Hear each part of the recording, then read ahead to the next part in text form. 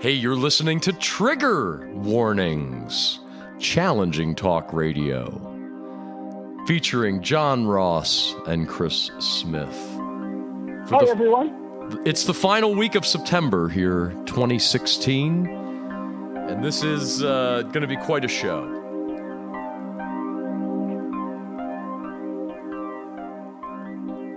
Do you feel the nip of fall in the air, by the way, which has kind of a... Oh, John, the nip. It's an unspeakable nip. It's a nearly deplorable nip in the air here in Vermont, as not only does the foliage begin its turn, but the candidates do as well.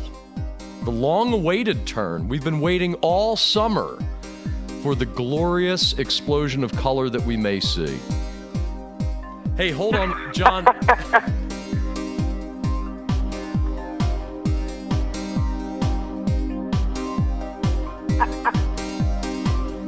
You're listening to Trigger Warnings, challenging talk radio with radical empathy at its core, featuring John Ross and Chris Smith.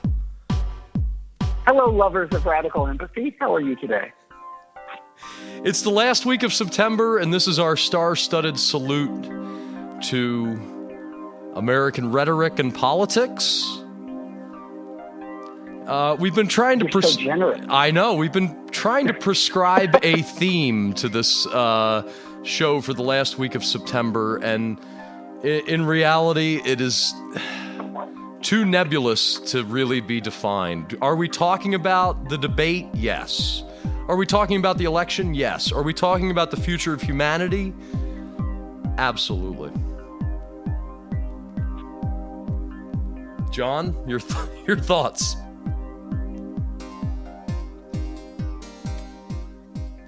Well, for one, you're fading a little bit on me, which makes me think the end of humanity is nigh, but I'm sure you'll figure that out. Yeah, this is a wild time. Obviously, we are now in fall. We have equinox, and the days are getting shorter, which in the political context could be a good thing or a bad thing.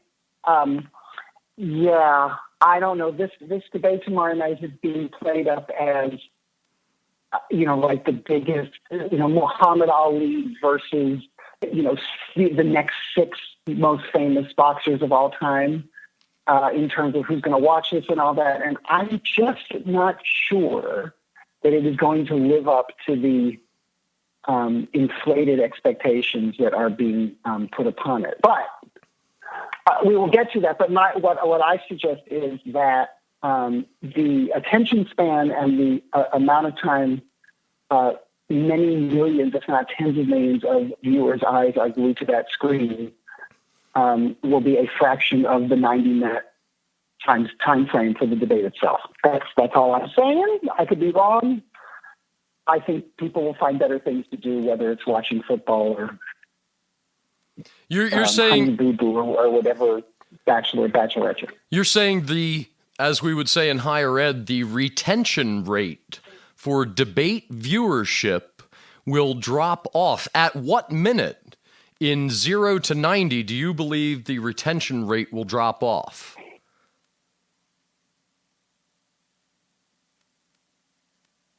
I think, one of the articles we're going to get to today speaks to the kind of reality show mindset that many viewers have, and that and our brains have evolved, and our viewing habits have evolved, or some would argue devolved into.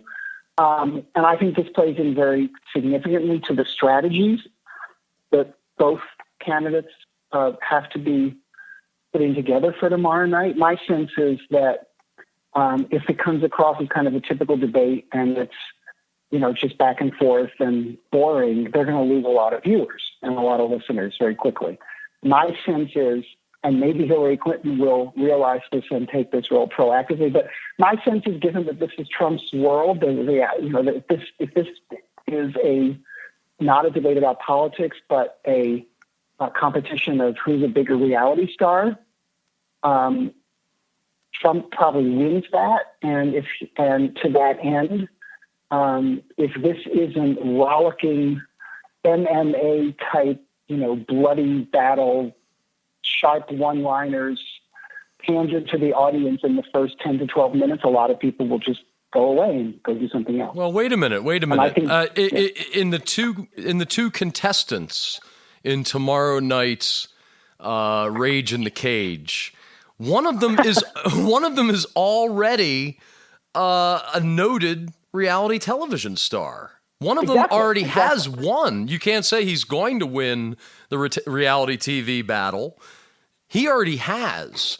It is her chance to be human. If Hillary Rodham Clinton doesn't portray a startling humanity, one that is even, dare I say, threaded with radical empathy, she's going to face the same uphill battle that she has. She needs to portray herself as human. Trump is human because he is a voice for the popular rage, right?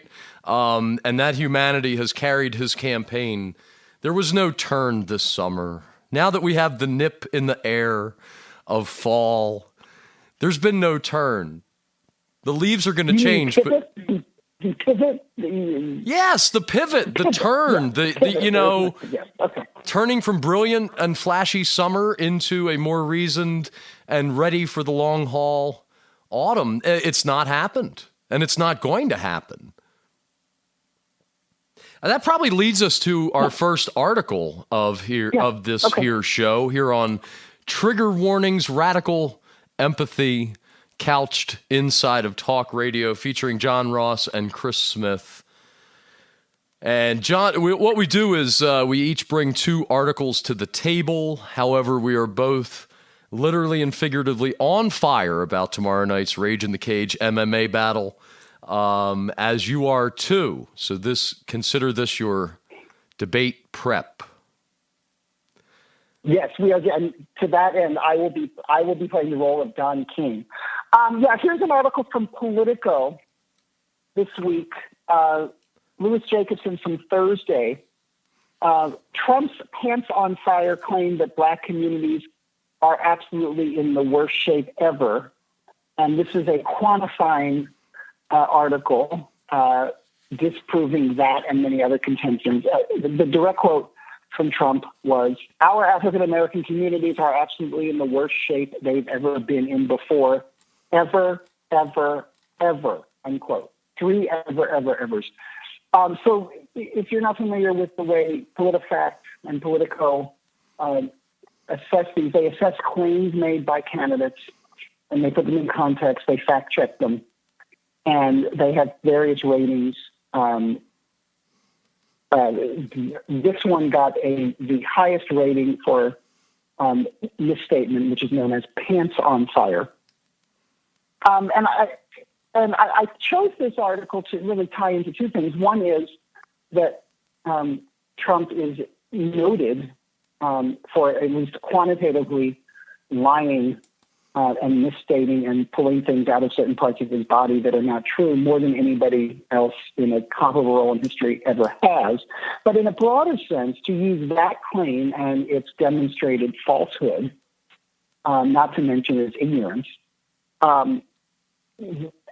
to really bring up the question of race and how so many of the issues that are in the news now that are reflecting a polar divide, really ridiculous levels in the electorate, how much of this is really about race? So this pants on fire claim that black people have never been worse off, unless you forgot that we had legalized, institutionalized slavery for 300 years, is so ridiculous, yet it's clearly stated for a certain reason. I mean, for example, the Charlotte incident, which has been widely reported in videos, both private and now publicly generated, all agreeing that everyone is agreeing that they are inconclusive about whether this gentleman had a gun on him. The Charlotte issue is a very good example of how the high political stakes that are in play here, and that you have to come down on one side or the other, and that there is no middle ground. Hillary Clinton was going to go to Charlotte today. Trump was going to go Tuesday. The mayor of Charlotte, in both cases, said, "Can you wait, folks? You don't really have things under control here."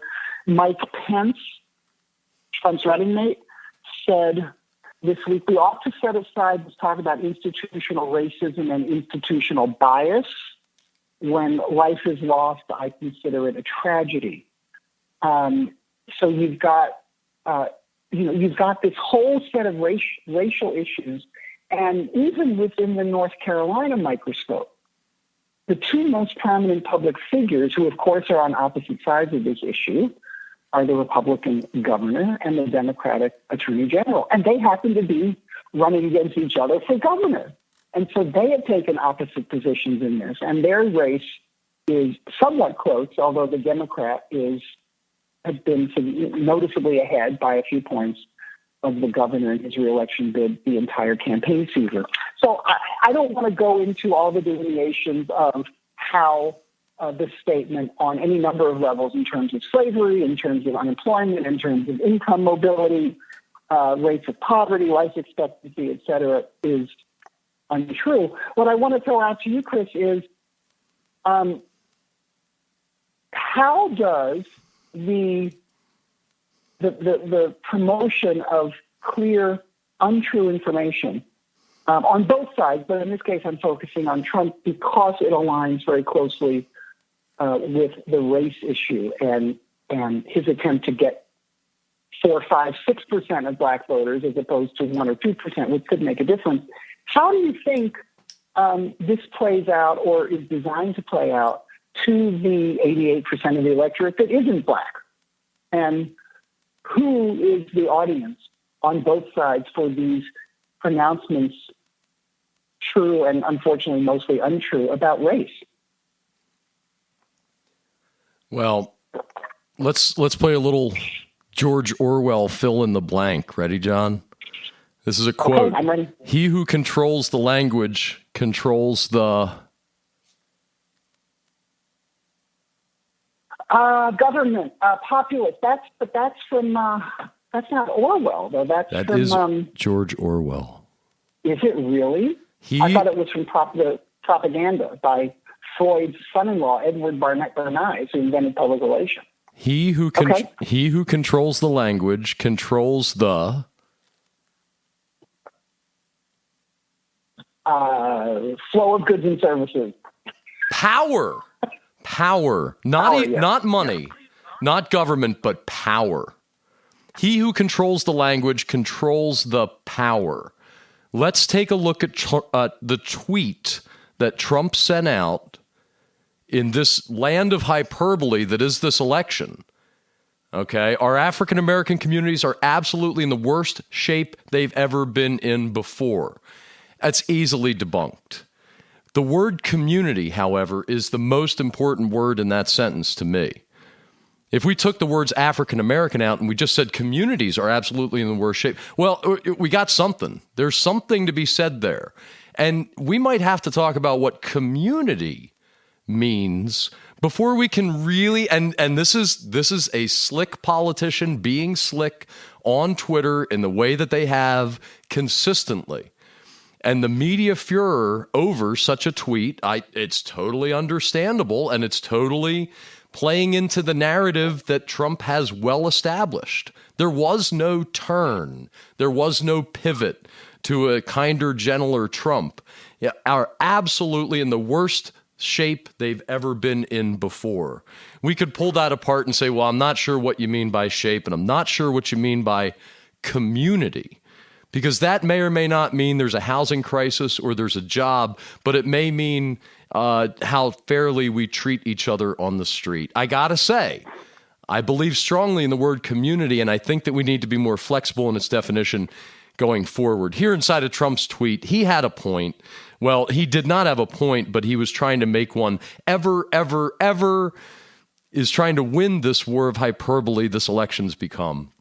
You take a look at the inner cities, you've got no education, you've got no jobs, you get shot walking down the street, and the rhetorical shift to that second finger-wagging person makes this an effective piece of rhetoric and only gets the hackles up.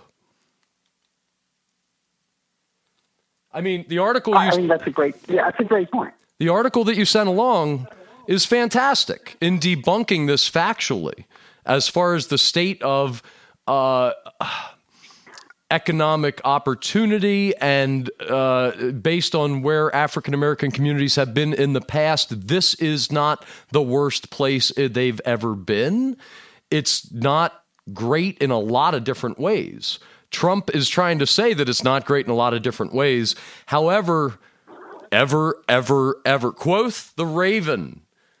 I say, evermore. That's right. I say nevermore do we take rhetoric like this and treat it. It's a lovely article. Okay. And there's a picture from Wikimedia Commons of a slave auction, and it does it right. Okay. In debunking the very nature of Trump's tweet. However, the media is playing softball unless they get down to these word by word specifics. People are not dumb enough to not hear that. Thank you. Thanks for listening to Trigger Warnings, by the way. I do not in any way mean to insult the listeners of this program. Thank you for tuning in to Radical Empathy here inside of Trigger Warnings. John Ross, Chris Smith, we're discussing an article from what now? Politico. On Tuesday, Donald Trump said, quoth the Raven, our African American communities are absolutely in the worst shape they've ever been in before, ever. You take a look at the inner cities. What does that mean, John? You, go ahead. Well, it's very interesting how you frame this, and I there was an article this week. It was written by from experts in rhetoric, and mostly academic ones, who were talking about Trump's rhetorical style and how. So, for example, the use of ever could be seen as doing a couple things. One is it's clearly the language of a salesman, and that's how salesmen do it. This is the greatest product you're ever going to see. You've seen these ads, and some of them are for very reputable products or services. The other thing it does, arguably, is it reshapes and redefines the context of time. It doesn't only reinvent and rewrite history, but it reframes what history means to people, including well-educated people with short memories and short attention spans. Most people in this country know very little, frankly, about slavery, about practical aspects of discrimination. The people he's talking to, when they talk about you go into urban areas, a lot of those folks do not live in, I'll use your word, communities that A, are terribly urbanized, or B, more importantly, have been interacting with, even in a casual way, a lot of people who don't look like them, who don't think the way they do. Now, most of us, as we know, form our lives that way. So just as people who live in urban corridors like I do could reasonably and fairly be seen as looking down on those who live in rural areas like you do, and should be given the same degree of criticism for that attitude, clearly a lot of the people who are in his coalition, his supporters, and I'm not making a judgment, I'm just stating this as a matter of fact, because this has been documented, they don't really come in contact with a lot of people who are not like them. And frankly, the people who are most supportive of strong curbs on immigration and immigrants don't really have a lot of interaction or experience with immigrants. That doesn't say anything bad about them. It's just a facet and a factor of where they live and how they live. So what he is doing with these statements, rhetorically, arguably, is to redefine what people's context of time and space in history. Slavery. I mean, That was a long time ago. Nobody knows about it. Nobody knows anybody who was ever Whoa. Redefine time and space through Trump tweets. I'm sorry. No. That is the rhetorical purpose. That is the rhetorical intention. Okay. Sell the point by repeating it, and to say, well, you know what I mean by ever, ever, ever. Nobody was around in the 1800s. We don't know what slavery is like, but look at our lifetime. They're doing worse than ever before. Now, he's not saying that literally, but I believe that is the rhetorical device and the rhetorical intent, in addition to being a hardcore salesman of doing that. I'm not saying it's right. I think it's dreadfully wrong, but and that's why I did not include that article about academics' perspectives on his rhetoric, because I think we can talk about that without citing people who live in ivory towers. But I think that's what's going on. And again, I think encrypted in all this, just as it's encrypted in language of people on the left, is a whole host of signals and codes that say, you know what I'm talking about, wink, wink. Because these messages are not directed at black people. When he says, what do you have to lose? Vote for me. Wait a minute. Wait a minute. Stop. The rhetorical. What is the initial rhetorical device? It's a classic. The first one. The first rhetorical device in Trump's tweet from Tuesday regarding African-American communities. What is the first rhetorical device, John Ross? The first rhetorical device, yes, is to characterize people in a certain way. Read very closely. Once again, the tweet is, our African-American communities are absolutely in the worst shape they've ever been in before. Ever. You take a look at the inner cities. You've got no education. What is the first rhetorical device in that tweet? So you're suggesting the term "our African-American communities." I'm suggesting the term "our" is absolutely critical, okay? Because that implies a collective. That implies that we are in it together. And that's very, very important. If that word were not there, but it is. I got to say... So tell me what's the intention then? The intention of the word... Putting the word "our" in it? Yeah. Trump claims part ownership. I'm looking at this tweet. You take a look at the inner cities. You've got no education. You've got no jobs. You get shot walking down the street. Trump's intent, he was trying to say things are worse than they have been. And that may be true from his window of his suite in Atlantic City, New Jersey. That may be true. The way that he, Mar-a-Lago or Bettingfield, wherever he has his Trump National Golf Club in New Jersey. We don't know the location of the suites from the windows he looks out of, but when it comes to the 1%, those that do see African American communities at work may not be seeing the best ones. I don't know. And of course, the media plays into it as well. This is the playbook that Nixon, I mean, frankly, a lot of what Trump's doing is Nixon's playbook from 1968. This is the silent majority playbook. This is, I have a secret plan instead of to get out of Vietnam, if I have a secret plan to knock out ISIS. It is that playbook that is that's speaking to a different demographic, or the same demographic, but one that is much smaller as a proportion of the electorate than it was 48 years ago when Nixon was elected, also in a 4-candidate race. I get what you're saying, but if he were really being intentional to the aspects you're saying, and he said our African American communities, he would have said, when you walk down the street, you see this. Instead, he shifts the meaning of the word "you." Well, wait. The collective. I think to the word the African American community. But your streets are unsafe. You can get shot. Our African American communities means present day. It does not mean the African American communities of the 1870s. It means present day African American communities. That is, in our lifetime, those that we can recently remember.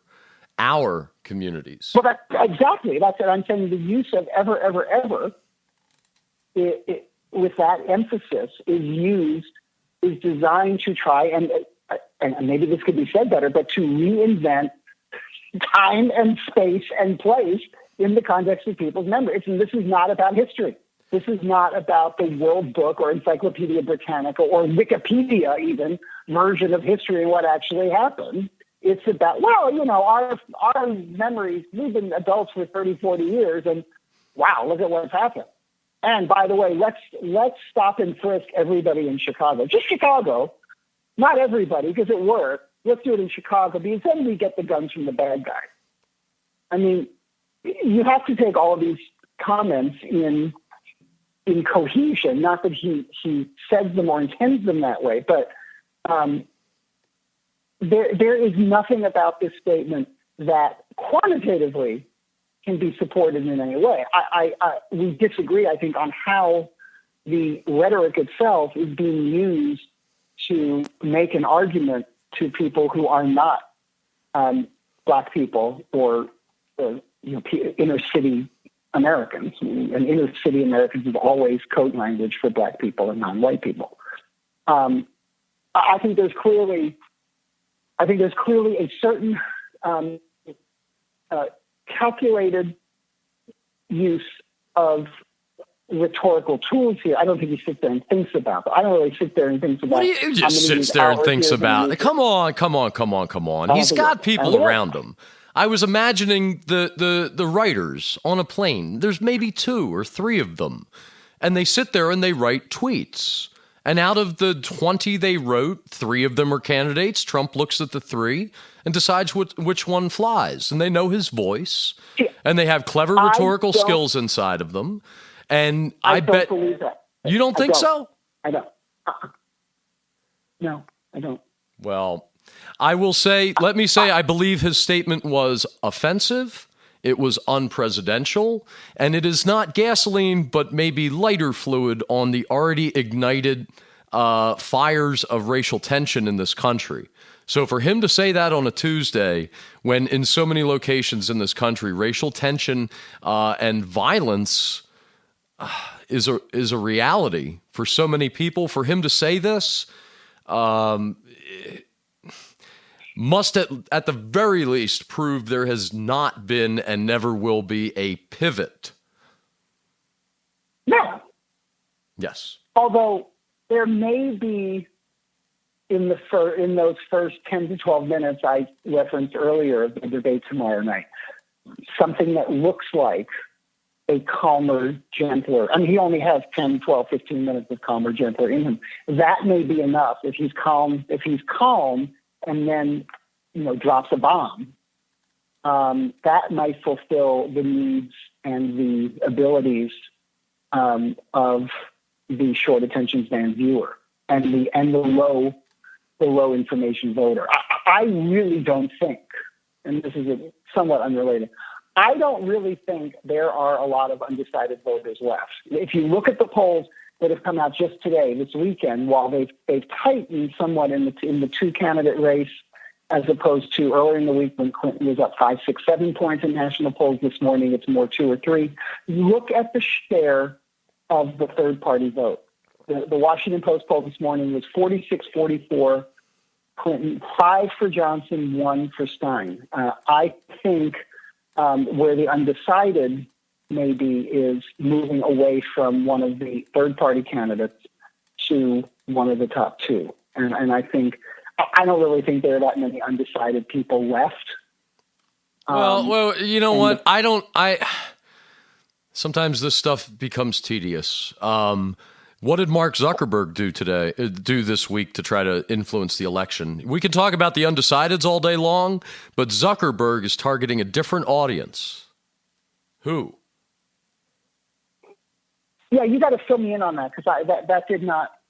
I look at Mark Zuckerberg's name in the headlines and I try to turn my head the other way. Voter registration via Facebook. That is, on a certain day this past week, pretty much everybody on Facebook got a little notification about all of their friends that had said they were registered to vote and a link to click on to be able to register to vote. That's important because that's targeting that, 40% of America that could vote and choose not to? I think that those people are more. People to is, what are they linking people to? They're linking them to their local. Oh, I was not prepared to write about this. I was not prepared to discuss this article. I don't have it in front of me, but I know that Facebook took on voter registration this week. Do find out more research for yourself. And I think that talking about registering the unregistered, those that have never participated in a presidential election previously, those people are as viable to talk about as, quote, the undecideds, that slim majority that has decided many other elections, and we're kind of expecting that they're going to turn out and we may get down to, 5% swing or whoever, whatever. No, there's a large chunk of this country that could and should participate. Can we agree on that? No, I agree. Oh, actually, I agree with that. And, maybe if we, and I think you make an excellent point, I think that part of the population, in this case, can be lumped in for targeting with the undecideds, because many pollsters say that it's very hard to predict this one because we just don't know who is going to vote. And that not only includes those who have voted before but might be turned off and not vote, which is kind of a product of negative campaigning and negative candidate images anyway, but the many, many, many people who haven't voted before but may vote this time. And it's very hard for campaigns to target those folks because, you get voter lists, and the infrastructure and algorithms of that involve voter lists. And often when people haven't voted in several elections in some states, they are scrapped from voter lists. So I agree. Here's a suggestion. Here's a suggestion to either candidate that would like to, those folks that are registering to vote for the first time. You saw Mark Zuckerberg's face and you clicked on it and you're all set and you don't know who to pick and you're going to tune in on Monday night for the Star-Spangled Rage in the Cage. Well, to both candidates, I say be human. That is the number one lacking quality of both of them. Trump and Hillary Rodham Clinton have not been human. They have been their own branded superheroes, and I need to see humanity before I could press the button. But that's just me. Shall we move along, John? We shall move along, and I as I share with you in advance, I came up with questions I'd love to see asked at the debate. Oh, it's the John Ross very special questions. Yes. Drum roll for the number one question he would like to hear during the upcoming debate. Yes, and I had no particular order in which these are going to be asked. I thought the conversation would help us resolve it, and this conversation has resolved it. Here's my question that I'd love to see asked of Mr. Trump. Mr. Trump, PolitiFact, and any number of independent actors have affirmed that you, shall we say, make inaccurate statements about any number of issues, in fact, at a very high rate, higher than any other major candidate for president. I should insert the words ever here, but I didn't. Your argument this week, for example, that black communities are absolutely in the worst shape they've been before, is unquestionably untrue, assuming we account for 3 centuries of slavery in this country's history. Not to call you a liar, but this what kind of, wait a minute, what kind of question is this, dude? Not to call you a liar? Who do you think you are? It's like when he says, I don't think that Obama was born somewhere else, but people are saying it.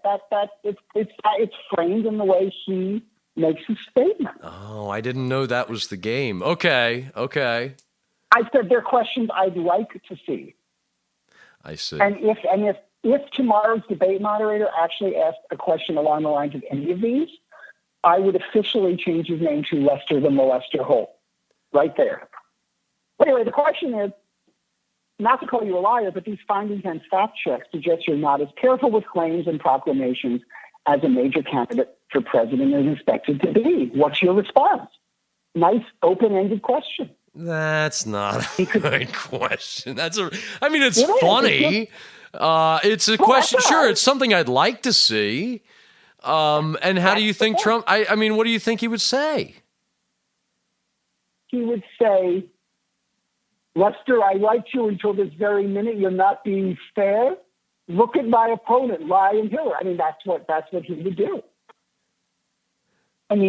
Even somebody as undisciplined on message as he is has a few things in his gun barrel that he's going to pull out and fire. And he doesn't need much help doing it.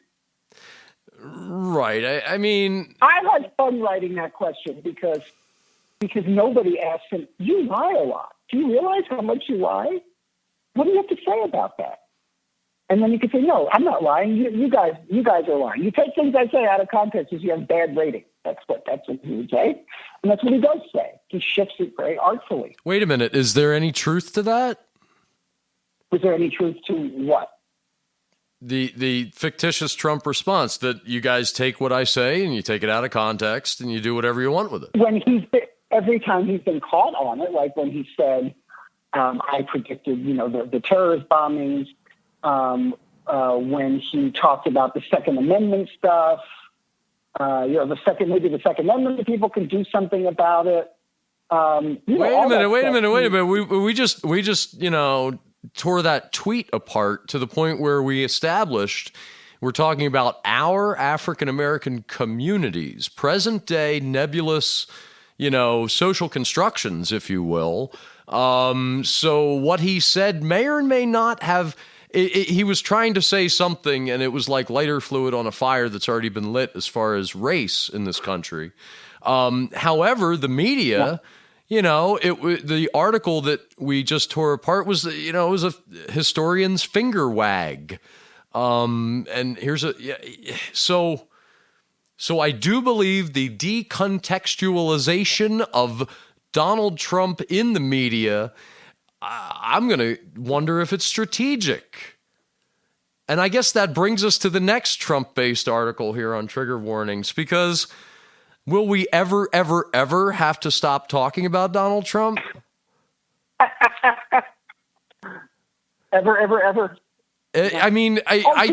I hope so. What do you think, actually? Do you think he will he be as famous as, like, I don't know, Michael Dukakis or, like, Dan Quayle? Will we care if he ever says anything, ever says anything again? Or here, if he wins, we're going to hear it every day for the next 4 years or until he's impeached. Right. I guess I'm imagining the losing scenario. If he loses, you're going to know he's not going to go away. He's just going to leverage these mailing lists and followers into a retail, merchandising, and media empire. Look who's already advising him on this, with his rhetoric. He's got Roger Ailes. Well, Roger Ailes is no Jan Wenner. Okay. And that probably not Jan Wenner is no Jan Wenner either. Well, that brings us to the next article here on Trigger Warnings, Radical Empathy Talk Radio featuring John Ross and Chris Smith, and we're going to take on this Matt Taibbi, Taibbi. Matt Taibbi. Yes. And this is not really about Donald Trump, and that's why I picked it.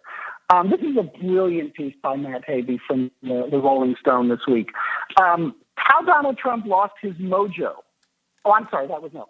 This is basically, I'm sorry, I lost the title of this one. But his premise is news media outlets are increasingly coming under the fire for the sin of false balance or false equivalency.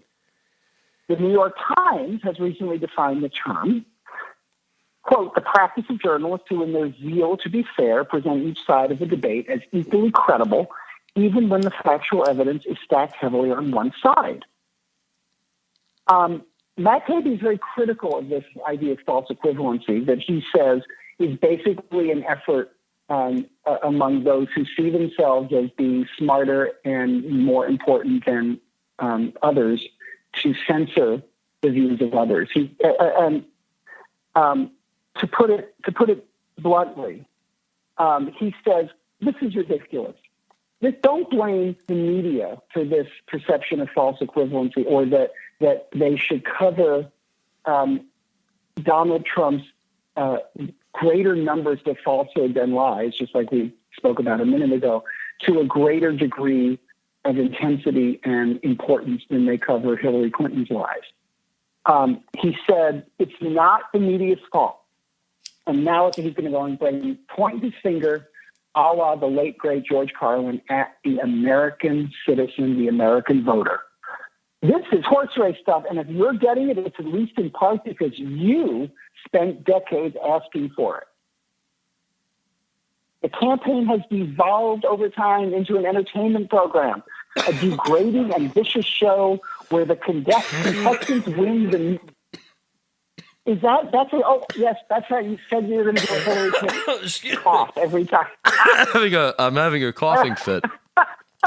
Can I get a break? Or are we allowed to do that? No, I'm going to power through.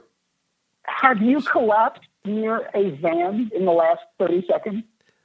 Hey, nuclear codes, keep going. What's this say? It's really good. So we are in a situation where the campaign is a degrading and vicious show where the contestants win the nuclear launch codes instead of a date with a millionaire. Collapsing in front of a cell phone camera at a 9/11 memorial service is more important than a dozen position papers.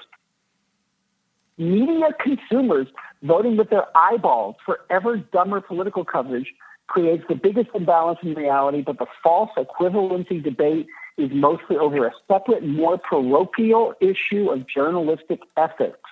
I'm going to skip to the end of this and kind of throw this out to you. I'm as worried as anyone. This is being editorial here. I'm as worried as anyone else about the possibility of Trump getting elected.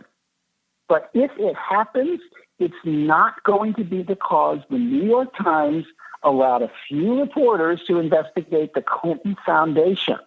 It'll be because we're a nation of idiots who vote the same way we choose channels without thinking.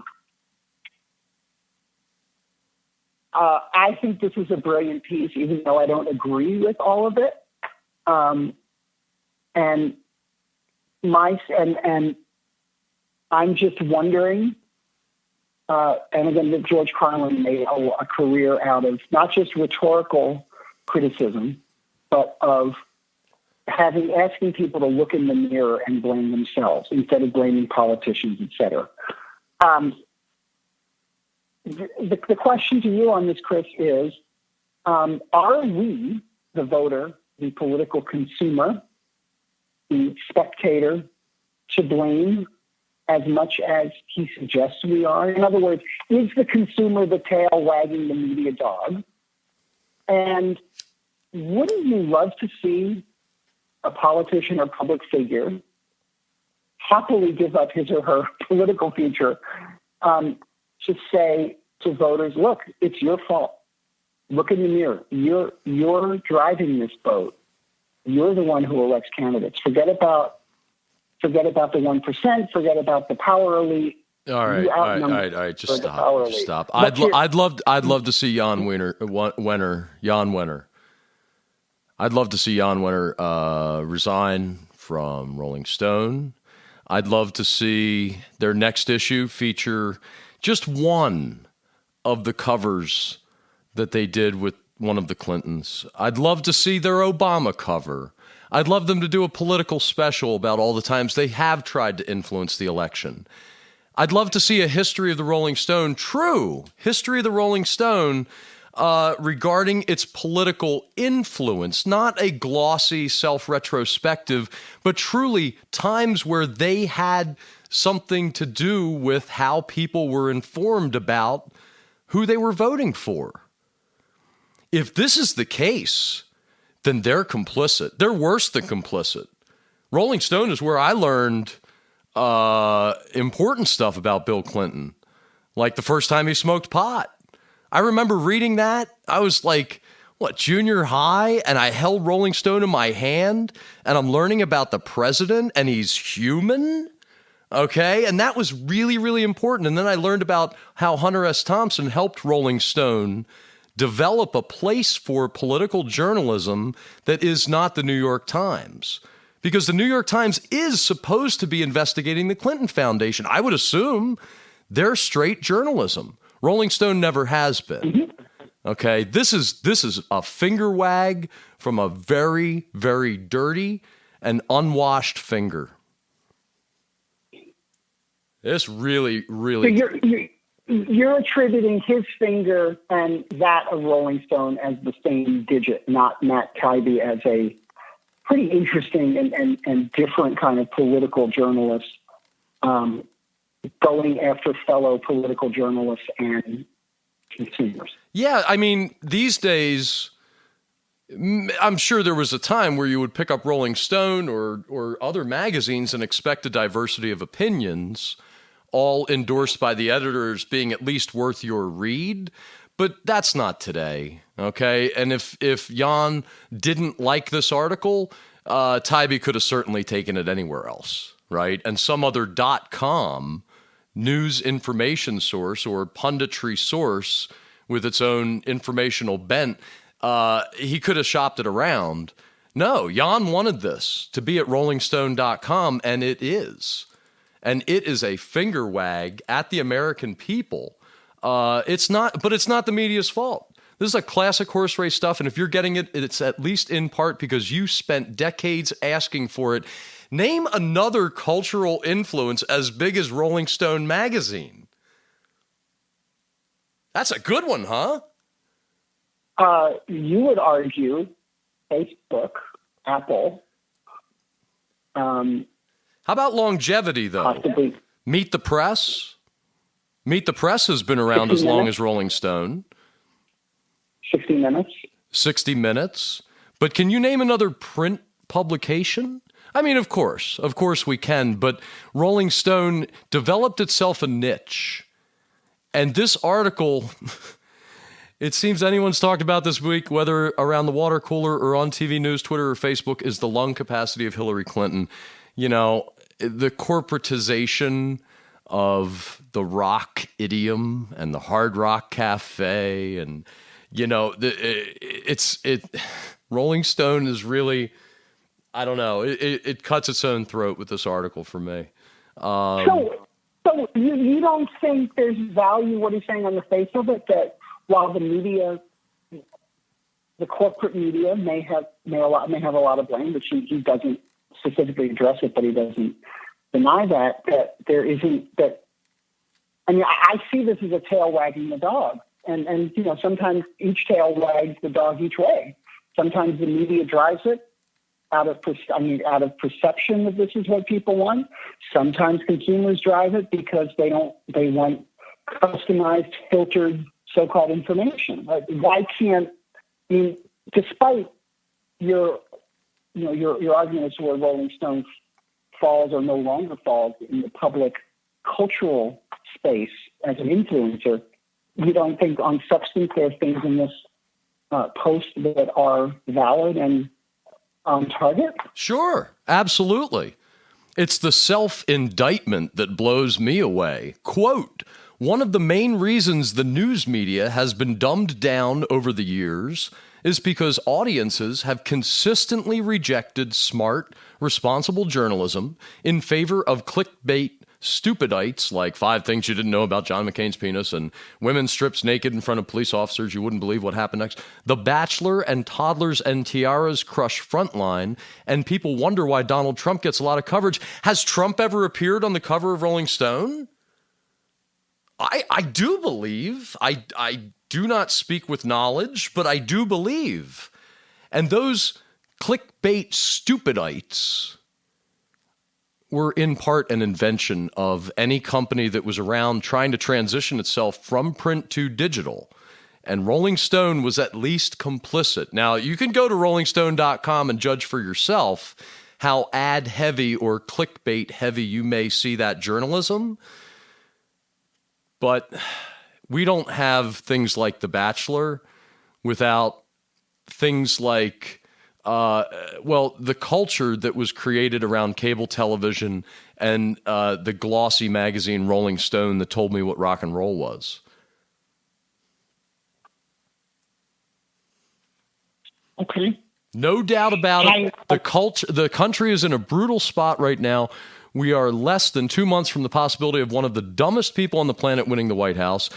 And it seems that all anyone's talked about this week, whether around the water cooler or on TV news, Twitter or Facebook, is, he jokes and says, the lung capacity of Hillary Clinton. But let's take it out of the election year cycle and implant some piece of celebrity gossip. Right? Any piece of celebrity gossip. J-Lo, Bieber, Britney Spears. I'm sounding old because I don't know that many. How about Brangelina? There you go. If the election was not going on right now, I would not be surprised if Rolling Stone was running a glossy about Brad Pitt and or Angelina Jolie and or one of the children. Right? And being complicit in the celebritocracy that this election is taking place within. So it is a finger wag of an article. I can't believe Rolling Stone ran it. There's so many things to say. And this says the American people are stupid. They're asking for this. The way that they have flipped channels for the past 30 years has led to this. And I would challenge to say that what's been shown on those channels has played a part. And, he really goes on about reality TV and mentions it later on, caught up in the horse race drama of a campaign reality show. You're probably in favor of The Biggest Loser, or a show about people eating bugs for money. Who's putting those shows on? And yes, people have gravitated towards lowest common denominator television, and I wonder to what extent Netflix is disproving that. I think the tide of reality TV idiocy may just be over. It may be on the decline. Because now that the star of The Apprentice is in the greatest reality show of all time, I'm not sure where else we can go from here. Nobody needs another season of Hoarders or Storage Wars or, visualization of others' depressing lives. I wonder how many people are tuning out of that and tuning into Netflix or other independent media sources. But by the way, many of those shows are on Netflix. I mean, you can go to Netflix and watch a lot of that stuff. Absolutely. Absolutely, but Facebook's not all. Facebook, because it's on a different platform doesn't mean that that the content is any different. And I think that is in its entirety the aspect of modern corporatized media. It's not just that 6 companies control 85-90% of all the assets and all the programs.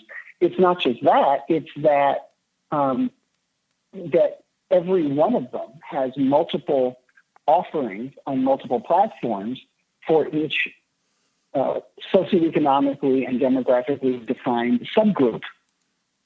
So, if you want to appeal to, the people who would like, it's kind of like the way Amazon does your, when you do a search on Amazon. Well, if you like this, you love that. If you like Honey Boo Boo, you're going to like, the reality show about the Amish.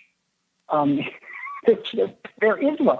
If you like that. So in other words, it's the same thing, and it's what's made Fox as a multi-glomerate corporation and as a news entity very successful, because Fox is very smart at saying, we know who our viewers are, and we are going to offer them things while we're offering them the filtered views that they like, that align with other pieces of our media empire. So you're going to like a certain movie that's coming out that Disney is the same way. So that's what I mean. So the platform, in some ways, whether it's internet, newspaper, something people read, whatever, it doesn't really matter on a certain level. The platform matters to a certain degree in terms of where and how And if there is any real dialogue, much less of a civic nature, that is exchanged. And a lot of what we've done with media, especially social media, for many of us, is to make sure we filter out those views and people who we believe or perceive don't agree with us, because we just don't have time for them. Yeah, I mean, so, that's why. That's version 2.0, and I'm sorry the author of this article in Rolling Stone didn't go that far. It's not just a bland and broad dumbing down of America, which is his thesis.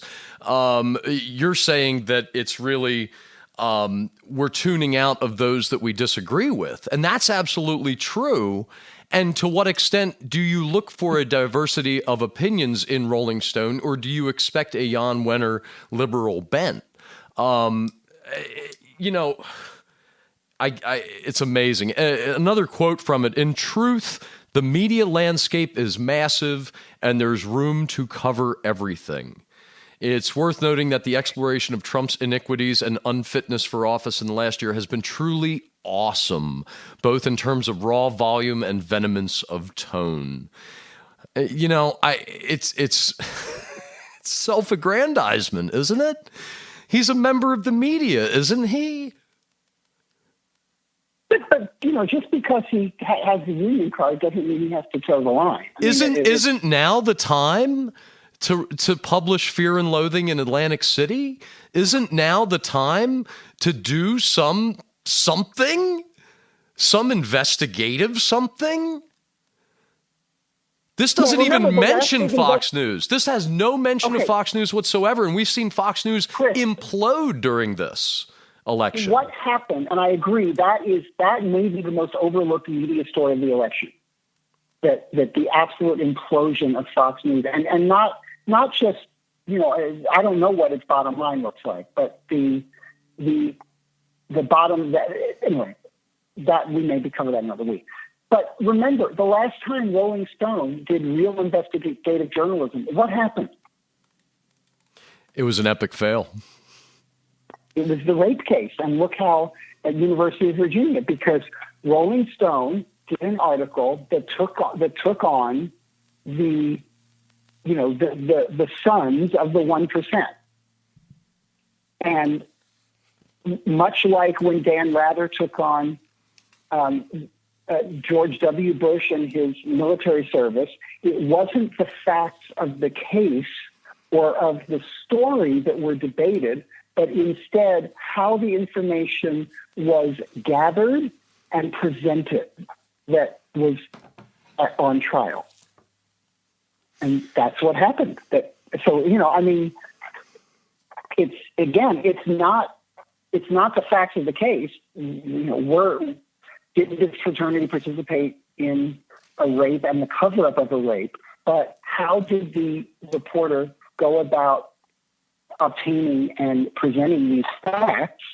And let's pick that apart, and that should be picked apart, because it's just like in a courtroom. If the people gathering and presenting evidence and testifying can be perceived to have done their job in not the best ways, such as in the OJ trial, that literally and constitutionally puts a degree of doubt in the judge and jury, as it should. So I'm not arguing that what happened and how Rolling Stone handled that should not have been treated the way it was, but the last foray into real investigative journalism for Rolling Stone proved to be an abject failure. And Rolling Stone was taking on the elite. And there's a lot to take on in college fraternities and how they behave and how they perpetuate all kinds of things that you and I and most people, I think, find detestable. But there's your answer. Well, so by the time maybe Jan Wenner is saying, look, we don't have another settlement left in our on our insurance account. So Matt, go ahead, say what you want to, because that's good, and you're a columnist and you're paid to editorialize sometimes as well as report. And he's done a lot of investigative reporting, but he said, we can't go out and do a big something that's that risky. But, the Washington Post is doing it, and the New York Times. The Washington Post is doing it with Trump's so-called foundation that doesn't even use his money, and his overseeing Newsweek, which is part of Washington Post, did its revelation on Trump's overseas buddies and all the stuff that's not coming out in his taxes. So, if we're getting back to the power of the media and, what people should want, I would think that 90 minutes of that debate tomorrow night should be spent on two things. Hillary, give us all your emails, and Donald, show us your taxes. Because without your taxes... Hold on. Before you descend into that quagmire, I think Jan and the author of this article, they know that print media will be dead by the time we're choosing the next president after this election. I think they know. Quote, one could argue that the users of the public's airwaves have a higher responsibility, parenthesis to then just covering Joe Arpaio to the Kardashians, to properly inform the public that outweighs the need to chase ratings and give airtime to clown acts.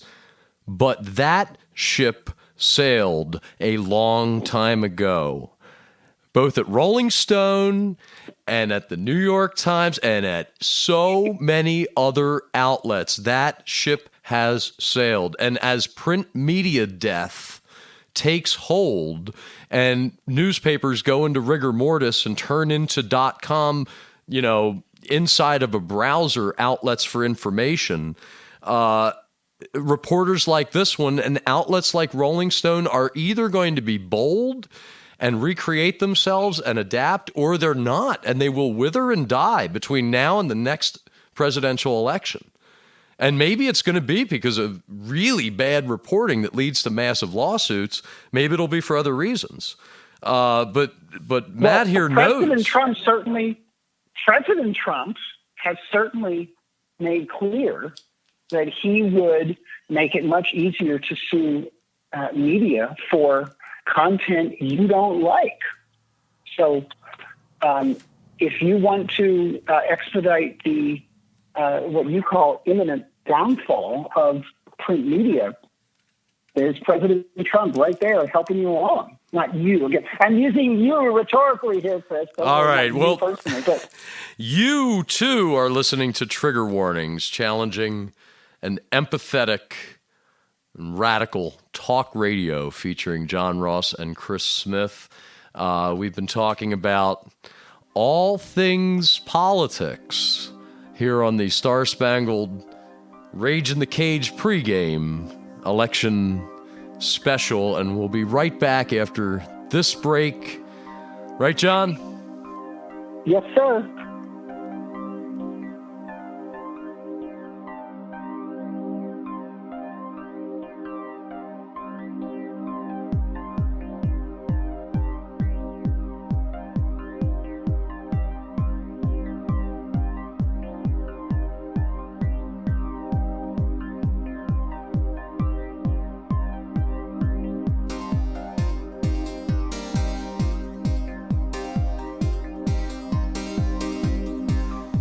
Rolling Stone is doomed. You heard it here first. You're listening to Trigger Warnings here on SoundCloud, YouTube, and a variety of other independent media sources. Do we get paid, John Ross?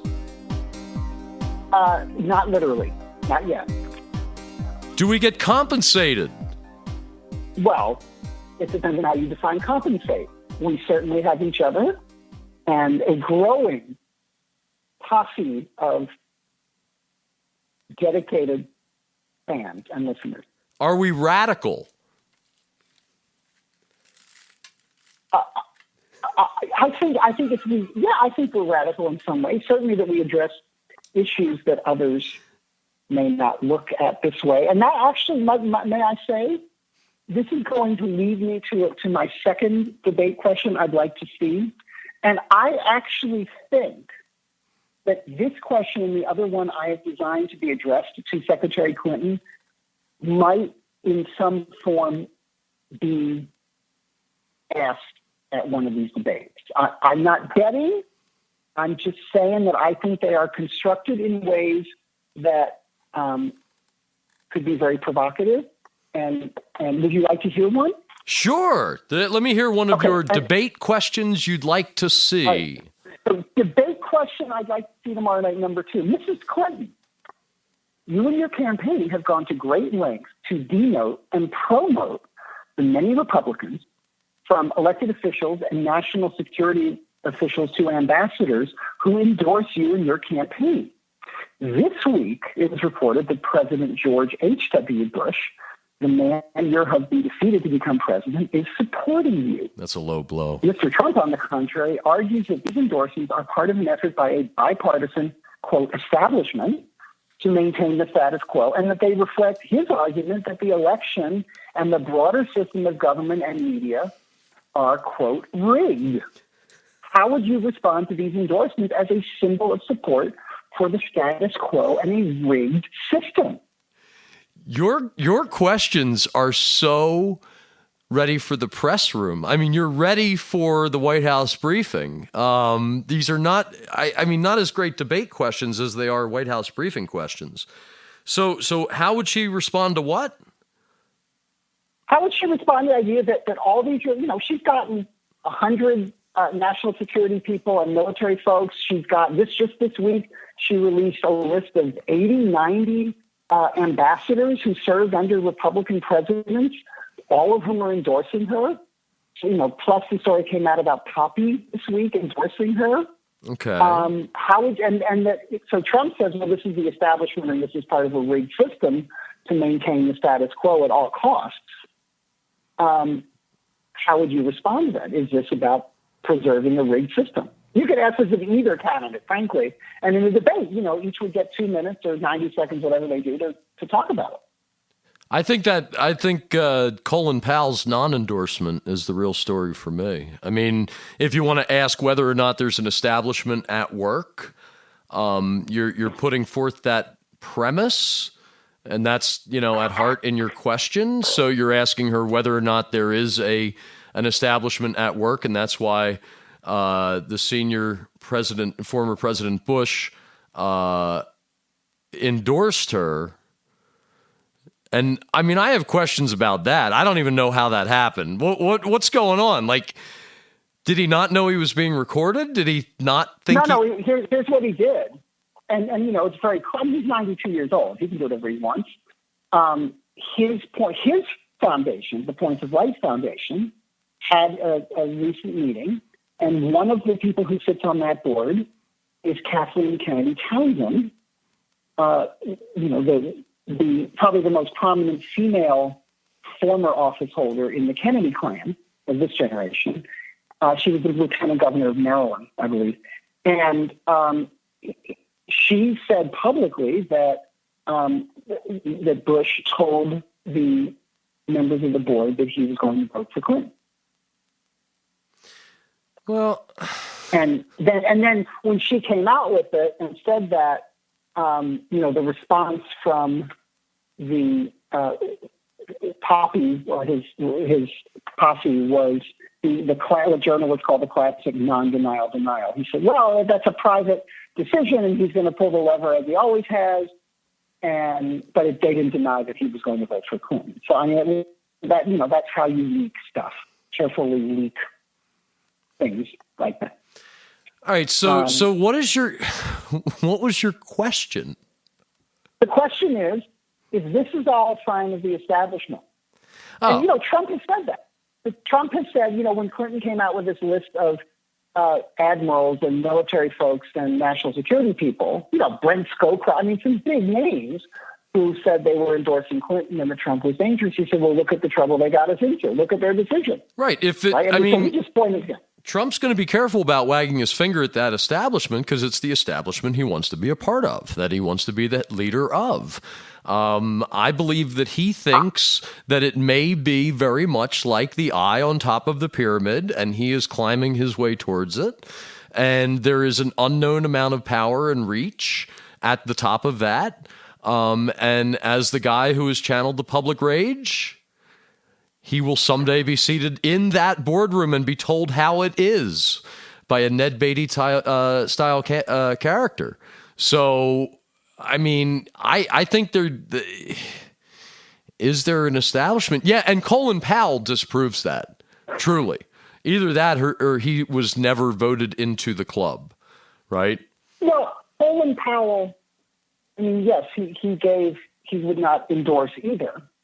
But, what he said about Trump as opposed to what he said about Clinton, while the bottom line is the same, they're very different. What he said about it, well, she's a friend. She's a friend and a snake, or was it? She's a snake right. and a friend. What sequence? He said that she's always. I don't remember, but he always. He said she's always trying to stick her head up there and be at the front of things. But he said Trump is a national embarrassment. He didn't say she's a national embarrassment. He called her basically a politician. All right? Wait a minute. Exactly those words, national embarrassment, I think was what Bruce Springsteen told a Swedish station this past week about Trump. I know, and you had something to do with that. I had nothing to do with that. With all due respect, which is what you say when you're trying to civilly disagree with someone, is that what he said about what Powell said about Hillary Clinton compared to what he said about Trump is, even though he said he's not voting for either of them, is they're worlds apart. And what a lot of these people who served under Bushes, because those are the last Republican presidents we've had since 1980. I mean, we've not had a Republican president not named Bush now in almost 30 years. How interesting that is. What he's saying is, well, this is the establishment that over the last generation has gotten us bad deals overseas. And so I wear with a badge of honor that these people don't want to endorse me. I don't think I agree with you that one day Trump, if he is president, will be sitting in that boardroom and will be told this is what's going on. I don't think right now he seems to be head of the establishment, but I would, to this end, and I'm not being paid for this by Disney or ABC, I would recommend a new show that has just come out on ABC that gets to the point of this. It is called Dedicated or Designated Survivor. I watched the opening episode this week. Every time there is a State of the Union address, there is one member of the cabinet, usually somebody in a cabinet agency nobody cares about, who is designated not to go to the Capitol in case something goes to, a secret bunker somewhere. In case something bad happens, the line of succession is restored and that person becomes president. Well, this show is about that scenario. And Kiefer Sutherland is the Secretary of Housing, who that day has been asked to resign by the Chief of Staff of the President, and then goes to his little bunker to watch the State of the Union, and the Capitol gets blown up, and the President and the entire cabinet and Congress get wiped out with it, and he becomes president. And the essence of it is, in very Dr. Strangelove context, a lot happens in a pilot episode, is that when Congress, when everything's blown up, the Iranians start to get very offensive, sending boats into the Strait of Hormuz and, taking what could be seen as very aggressive acts. And all the soldiers, we have pneumonia again. I'm sorry. All the soldiers. You took me to the Strait of Hormuz, and I really ended up in a coughing fit. I'm sorry. You're listening to trigger warnings. You're listening to trigger warnings. Radical Empathy Talk Radio featuring John Ross and Chris Smith. Now back to the plot of the latest ABC thriller. No, it's just it has that Dr. Strangelove component to it. The one you described about Trump, someday he will be in that room and he will be told this is what's going on and this is what you must do. That's exactly the scenario that is presented to the designated survivor / president in this show. So I mean, it's interesting in a anti-House of Cards way. That's it. I just, free association. You brought something up. No, I hear you. I hear you. Yeah. I hear you, and I'm going to be quiet and let you talk. Well, I think we should. We have two more articles to get to for this Star-Spangled election debate pregame, and I get to take over with something that's not political. Oh, for goodness sakes. We gotta leave them alone for a second. All of these talking heads. How about this? By Mike Shields, September 23rd, 2016. We're talking about the commodification of the internet. What is it worth? The text box on the side of the screen from which you are hearing my voice. How much did someone pay for it?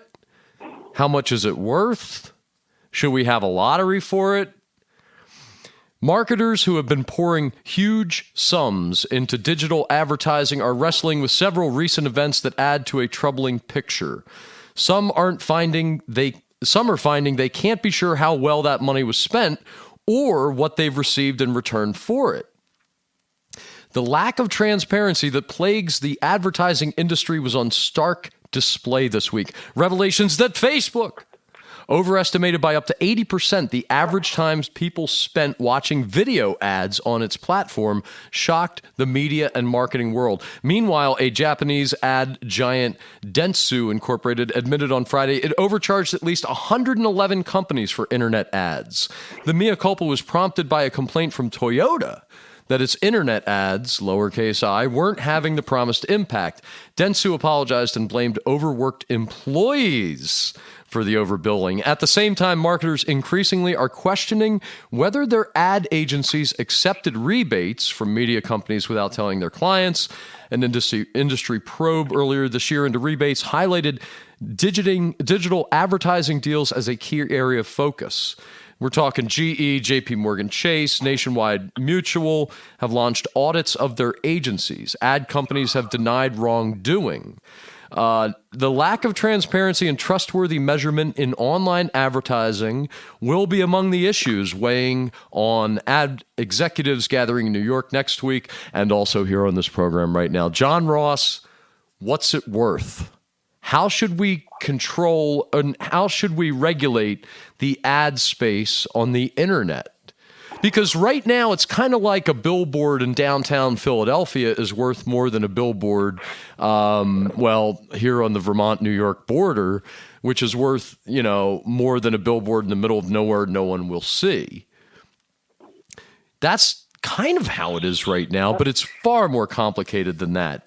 And then the question of punishment if we are overcharging people. But it's hard to say that we're overcharging people because we're not exactly sure how these ads work. What is clear is that I'm sorry. Go ahead. Look, are you talking about Wells Fargo? I'm sorry. I'm confused. Is this story about Wells Fargo? Overworked employees trying to make quota, or no? Did I say Wells Fargo? I said Facebook. No, you didn't. No, I said you didn't. Facebook. That's the point. That was the other story. I'm reading the story, but more importantly, I'm listening to you read it, and I'm taking notes. And I wrote two words: Wells Fargo and payola. Dude, I didn't say either of those. You didn't. That was my response to them. Did you have a coughing fit or something? Are you okay? I did not. You actually, I thought this was a great article. What's your med load like today? What's your, did you know she used that phrase on a plane? Med load? LOAD? Med load. Elvis said that once. Yeah. She said, we've added a blah, blah, blah to my med load. The New York Times omitted the word load. This is according to, awesome fringe media that's there on the plane that no one should believe. This article is about Facebook lying about how many people watched a ad ad. This is about Facebook saying to its advertisers, hey, 100 million people are going to watch your video and we're going to charge you accordingly, when really it might be 10 million or 20 million. Okay. And then it's about other companies doing that. Right. And so here's what I did, because this really got to me. You wrote down Wells Fargo. Because the way this is described, why it happened. Oh, well, we have a lot of tired and overworked employees, And, we really can't blame them for being off by 80%. Yeah, that's exactly what Wells Fargo has said about this scandal. This is payola. It's payola in the sense that, because you're talking about rebates to advertising agencies paid directly from the Facebooks and the companies that are offering them platforms for advertising, and it's kickbacks to the buyers that are also selling Fortune 100 and Fortune 500 companies down the road. I mean, that's what this whole article is about. And what I did was I aligned this, the way I read it at first glance, with trust, right? And I said, well, that's interesting, because if Facebook and Google are so popular and everybody, they're taking over the world, then presumably they would be at the top of consumer trust. And in fact, and you didn't mention your article, by the way, was from the Wall Street Journal. Your article was not from some fringe publication.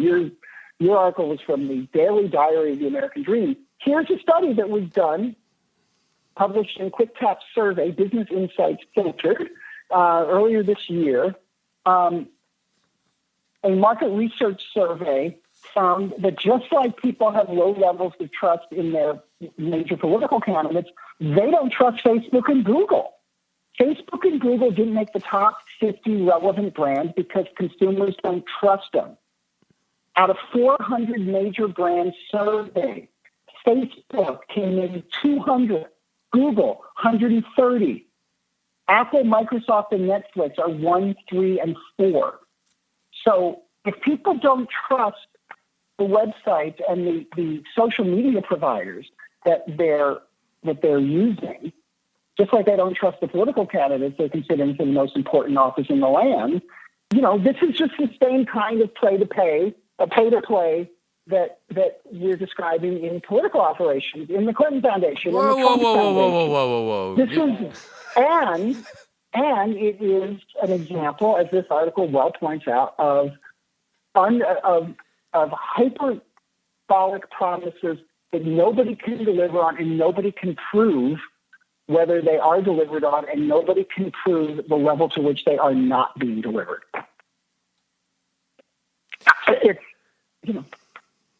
My personal connection with this is having worked in public relations in the digital PR area, where every PR firm and advertising agency says, "Oh, digital, online, you got to do it. You have to have a Twitter presence if you're making money on, and nobody knows and can prove how it makes you money." Right. All right. So that it does because everybody's doing it. Hold up there, pay for play. Wells Fargo was caught selling people goods and services that they'd never asked for, and were, taking their money in exchange for goods and services, even though they didn't ask for them. Well, here, Facebook's taking money, saying, I'm going to provide you the service of advertising, but we don't have any metrics. When Facebook gets to make up its own numbers. I'm quoting later from the article. Sites including Facebook, YouTube, Twitter, Snapchat boast the number of people watching videos on their services. By contrast, Nielsen ratings in the TV business serve as the standard currency for ad deals. While ad buyers and TV networks have made a sport of complaining about Nielsen rating data for years, marketers are happy to have an independent party to rely on. I don't know who that independent party is supposed to be on the World Wide Web. And maybe it's supposed to be a deregulated Wild West where Google sets its ad rates while Facebook sets its ad rates, and maybe we are just supposed to take their word for it. I hope that somebody is out there developing more algorithms to be able to figure out who's looking at what on the internet. No, that's why this is so compelling, because there is a lemming effect here, right? So all these Fortune 500 companies that are complaining, General Electric, these are Fortune 50 companies, Chase, Nationwide, they're auditing their ad agencies, and the ad agencies, we didn't do anything wrong. What are the companies doing? The companies are saying, well, gosh, everybody is advertising on all these platforms. We have to do it too. even though we can't quantify or have metrics for what those outcomes and returns on investment are. But we have to do it, because if we're not doing it, we're going to be seen as not cool among the social media set, among people who live off of cell phone devices and smartphones. We're not going to be cool, and we can't afford that in our brand. I mean, so this is all a lot of me. It's this article, and it's brilliant, Chris, whether you intended it or not. This is very much like what we've been talking about all day and in the previous thing. These are so closely wired in terms of the threads and the themes. Even though this is about internet advertising for corporations, and we've been talking about political branding and how do we and rhetoric, they all bleed together here, because this is all about promoting a facade and a perceived nature of things that are not the way they are put up to be. There's only one person whose answer I would trust. If you said, how much is a 2x2 square on a web page worth, and looking at ad cost and traffic metrics, and that would be Matt Drudge. He's the only person who has been around the internet long enough. And I say him because he's been around the internet for a very long time. And those people that were there before there was a Gawker or a Now This or a Facebook, or heck, Zuckerberg wasn't even born. And there were people trying to figure out how this communication device is going to work. We still are, and it can't be overlooked. I think it's amazing that companies are setting their own prices. That's what it feels like. It comes down to me.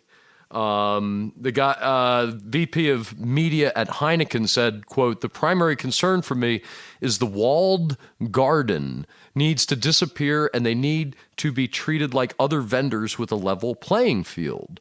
There's no Nielsen ratings system for internet ad space. And I'm not calling for one, because it would have to be an international coalition, and I think we've got better things to do than that. But the way and how this is the Wild West, and the way we expect commodification from the internet, I mean, I've actively generated content hoping that, none of it, especially great, but should something go viral or even mildly popular, I would like to think that some algorithm somewhere boils it down to me making some pocket change. Who knows what the future holds as far as the internet? I think what's really understated here, and what the Wall Street Journal should have at least included in a paragraph, is the internet is relatively forever, right? You can ask Jan Wenner or former Congressman Weiner, but you're going to get the same answer, that once it's up there, you're never really going to get rid of it. And therefore, it's always going to be available for somebody to make money on somehow. And because it can be made, you can make money on it, I think it's going to stick around. Every article we've talked about today, it's worth somebody's while to just leave it up there. And with rotating ads that'll change, and 20 years from now, it'll be there. So as we talk about ad space, this article is very much in the immediate. We need a way to, figure out how much ad space is worth. And I appreciate the call for that, but we've got to have a long view, because what we're creating an internet archive, not just archive.org. Right?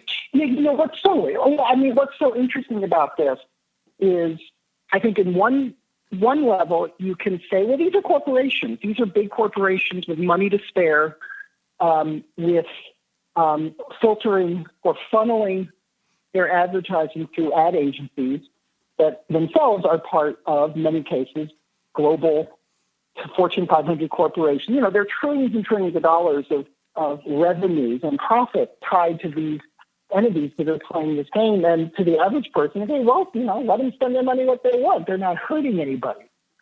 I guess the long view of this, as you're suggesting, is as the internet continues to expand and democratize to other sectors of the world, much like, the analogy of microfinancing, how that has helped bring millions of people into entrepreneurship, middle-class living standards, et cetera.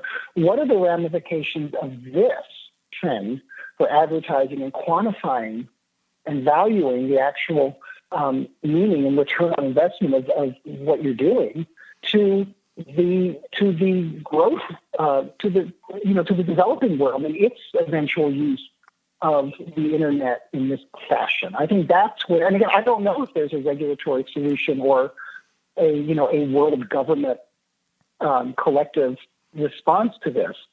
But I think, as you suggest, that the long game here is what might be just as important going forward, because if the biggest companies with the biggest media and communications infrastructures and budgets on Earth cannot get a sense of either what they're providing as a platform and its value, like Google and Facebook are accused of in this article, or we're spending hundreds of millions of dollars in advertising, Wells Fargo, I just use Wells Fargo, Chase, Heineken, et cetera, and we don't know what we're getting for it because we really have no idea how many people are watching this or even looking at the screen when it flashes up there. At what point do people just say, okay, regulate it, or I'm just going to stop putting my money into it? My guess is that if Fortune 100 companies got together and said, okay, Facebook, we want X, Y, and Z in terms of provable, supportable, quantifiable algorithms and ways of not only you monitoring what the click rates and the eyeballs are, but giving us a device to monitor your monitoring, we're going to stop advertising. Now, if they got together and did that, and they did that collectively to try and force Facebook and Google to actually quantify this stuff, that could be an interesting story long term, and that could be an interesting development for the developing world and its use of the internet for these kinds of purposes. But until the companies say, all right, we're not going to do this anymore, we're sick of it, stop screwing us, it's going to keep happening. In a October 2015 interview, surprise interview with Alex Jones, Matt Drudge of the Drudge Report showed up and called Facebook and Twitter and kind of grouped all of the Instagram and stuff into the Instas, and he called them corporate ghettos. And he was stronger than I'm going to be here because I don't know enough about it, saying that you get nothing. You're creating free content for these corporations inside of which people are gravitating towards the content, see what they're doing with their friends. And these people are, these companies are making huge amounts of money. What I wonder if the future of the internet will be, I hope, will be your .com and will be the most valuable web space to you. And it will be where you control your representation, not inside of somebody else's framework in which there is an ad space to be had. You want to sell ad space at your URL? Go for it. I think that there's something really progressive and wild to be had in thinking about the limitations of giving people virtual web space, because it doesn't cost much, if anything. Access to it does. But Facebook is free and always will be, right? Meanwhile, they're making huge profits off the ad space, and at the very least, not being entirely forthcoming about how much that ad space is worth and how many eyeballs it will see. I mean, it was a few years ago that I was posing the question to my friends: would you pay for an ad-free YouTube? Give me $10 and you'll never have to sit through an ad on YouTube. And any YouTube content creator that put in a video with an ad in it, well, YouTube's going to give them their nickel or whatever it is, right? And you're going to enjoy an ad-free YouTube. Well, now that's something that's possible if you want to do that, or you can customize your station. You can do all kinds of stuff. That's still inside of somebody else's grid, and I wonder how and where we're going to expand that grid as individuals, not inside of some other matrix. For more on the know, Matrix, you can rewind to a different show. And I'm supposed to watch that, and I haven't watched it yet. This just makes me think at the last point, and I forget which building it is, but when you come to Chicago and take a wonderful architectural boat tour of the river in Lake Michigan, you go past which building I forget, but you see that it is constructed over rail tracks. In other words, the space of the rail, the trains go their way, but the space over the rail and the trains that go on the rail is owned by whatever corporation this is that is occupied on the space. And the tour guide tells you that that what was so fascinating about it is that somebody actually, and this is long before the internet, somebody actually said, well, somebody can own the land on which the tracks go and on which the trains run, but then somebody can own and sell and develop literally the air above those tracks. They don't have to be, you can own the horizontal space, you don't have to own the vertical space. And therefore you can build a Fortune 100 corporate headquarters over the railroad tracks, and there's no problem. You're not in a fight with the railroad company. And I think that's kind of an interesting analogy for this situation that you put up, because it is open to everyone, but some people who control a lot of the access and the eyeballs that populate the internet and say, oh, well, we can charge a lot of money for it, and we can tell you X number of people are going to see this ad at a certain time of the day, and if you're on this page for more than 2 seconds, you're going to get this. But it's really hard to quantify that, because in order to quantify that, you would have to be Big Brother. You would have to be Big Brother? Big Brother. Only Big Brother could quantify this.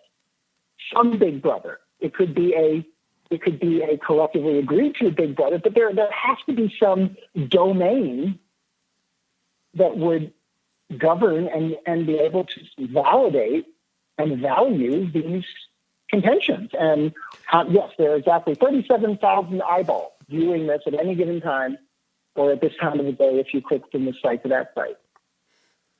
And and the question is there value in just seeing the logo on a page you're reading, and do you quantify that? Because I don't really care what's on the page other than what I'm reading. Or do you quantify, no, we know that the people looked at this logo. We know they did it, and here's how we know it, because we have Facebook owns the company that does the infrared eyeball scans. The company used to be called Space. It's now part of Facebook. Is that a way to do it? I don't know, but I do. I do. You said the word domain, and next week we'll talk about domains and the regulation of them, because there is some big work afoot in that as far as that regulatory body. For more on the regulatory bodies of the internet and heavenly bodies therein. And is that Kim Kardashian's new job? All things radical and all things empathetic. Tune in next week to Trigger Warnings with Chris Smith and John Ross. We're not done yet. This is just a promo, because I realize next week we can tackle that. Let's leave the internet with this thought. John, what is the bumper sticker seen on the back of Edward Snowden's laptop in the Oliver Stone movie Movies That Matter, featuring Snowden? Oh, I don't know. What is the bumper sticker on the back of Edward Snowden's car? Not on the back of his car, on the back of his laptop. On the back of his laptop. What does it say? It's an advertisement for an actual organization that's been around since the birth of the internet. There's very few of those, ICANN? Not ICANN. Who is? Not who is. That's a question. Is it I love John Negroponte. I don't know. What is it? That's right. It's the Electronic Frontier Foundation, EFF. Be sure, if you want to learn about who controls the internet, learn more from the Electronic Frontier Foundation, also featured in my dissertation. Now back to Trigger Warnings, Radical Talk Radio, featuring John Ross and Chris Smith. We've been not talking about politics for almost 25 minutes. So you know what that means. Our final article. Do you know what it means? Is that I was really close with the John Negroponte answer. Yes. By the way, I was really close. So here we are. It's September 23rd, and Michael Santino signed. How do you say this? Sainato. Sanato. But this is not a news article, is it? This is a... Excuse me, this is not a news article? No, this is an opinion, right? No, because the publication is important. Yes? Is that right? Can you dig up the link on your end there, sir? That would be much appreciated. I'm going to try to do that. Thank you. Now. As I explain to the listeners what this is, headline, DNC claims Sanders supporters. Sanders? Who's Sanders? Knew they favored Hillary Clinton. DNC attorneys want class action lawsuit dismissed because it's unfair to assume all Sanders supporters wanted to sue them. It's going to take a little bit to unpack, folks. On September 21st, the DNC responded to the class action lawsuit filed in federal court against them by Beck and Lee in South Florida. DNC attorneys claim Bernie Sanders campaign contributors donated knowing the DNC favored Hillary Clinton. As proof, they cite the Facebook profile of Rick Washik, who signed a petition prior to donating to Sanders in support of DNC Chair Debbie Wasserman Schultz resigning from her position. Also cited are two other people who just happened to post articles on Facebook accusing the DNC of bias before donating to the Sanders campaign anyway. Citing these individuals and others who donated to Sanders after complaining about DNC bias, the DNC lawyer's motion to dismiss the lawsuit claimed, quote, this sample. So we looked at two Facebook pages and another Facebook profile. Sample, 3 people. This sample demonstrates that aside from not being actionable, plaintiffs' theories that donors relied upon defendants' statements about neutrality to make donations they would not have otherwise made is not plausible.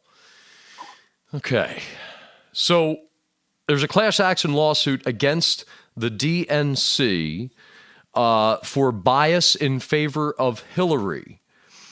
The argument being made is that because Sanders supporters knew the DNC was biased against their favorite candidate and donated to Sanders anyway, we should throw out the lawsuit. But they didn't donate to the DNC. They donated to the Sanders campaign. So that's why I'm having trouble with this, is understanding the connection. Let's continue. This rebuttal is merely a legal extension of the disdain the Democratic Party has for Sanders supporters, as exhibited in Wasserman Schultz's immediate hiring by the Clinton campaign after she resigned as DNC chair. The DNC attorneys also claim the lawsuit should be thrown out under the grossly generalized assumption that most people who donated to Sanders would not support the lawsuit, seeking damages for the DNC and Wasserman Schultz favoring Clinton. The vast majority of whom almost certainly do not share plaintiffs' political views, have no realistic means of disassociating from this action brought in their name against the political party they likely support. If I posted support to Bernie Sanders, do you think I was in support of Sanders? I could make no other conclusion. If you donate to Bernie Sanders, you post messages in support of him, you volunteer for, you make public of course you are. Okay. And if I support Bernie Sanders publicly, do I support another candidate that may be opposing Bernie Sanders at the time?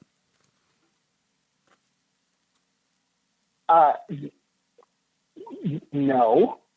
I'm just, I mean, not. This is maybe at some point in the future, but given that except in Chicago we only vote once, no, the reasonable answer to be derived from that question is no.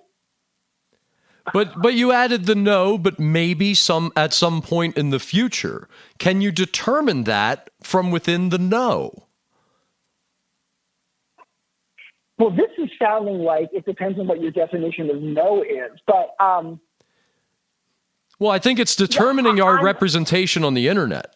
If I say I am in support of Bernie Sanders, can you or will you imply in that moment or in the future that I would be in support of Hillary Clinton? Will you infer that? Is that inference acceptable? And should it become a common practice? Okay, if I sent a check to the Democratic National Committee that says, here, DNC, here's money for the party's campaign. I'm a party person. I support Bernie Sanders. Right? That's different than donating writing a check to Bernie.com and sending a note to the Democratic National Committee saying, I support Bernie Sanders. I donate money to his campaign. If you want me to donate to the DNC, you better treat me better and treat my candidate better. They're very different things. I guess I don't understand. I guess part of the reason why, and I still can't find the original site of it because it's all over the internet. It may have been The Guardian, but it's not terribly well written. Frankly, it's clearly an editorial piece. I'm not really sure. No, I took this as journalism. I thought this was how we roll these days. I think it's clearly not. But I'm reading this first sentence. DNC attorneys claim Sanders contributors donated to whom? It doesn't say to whom, knowing that the DNC favored Hillary Clinton. So if they donated to the DNC as Bernie Sanders supporters, then they would have to know that they are entrusting the Democratic National Committee with their money, irrespective of whom the person who wrote the check supports or the person receiving the check support. Now, if you're donating money to the party is at least on the surface supposed to be unbiased, although it's never worked that way in politics. And parties are private organizations, so it's not like you have a case as a public entity or even a public utility type organization to do that. So I guess my question here is it doesn't really say or make clear to whom or to what entity did these people donate to Sanders? Did they donate to his campaign or did they donate to the DNC? They donated to the DNC, a very different question and answer than if they donated to Bernie.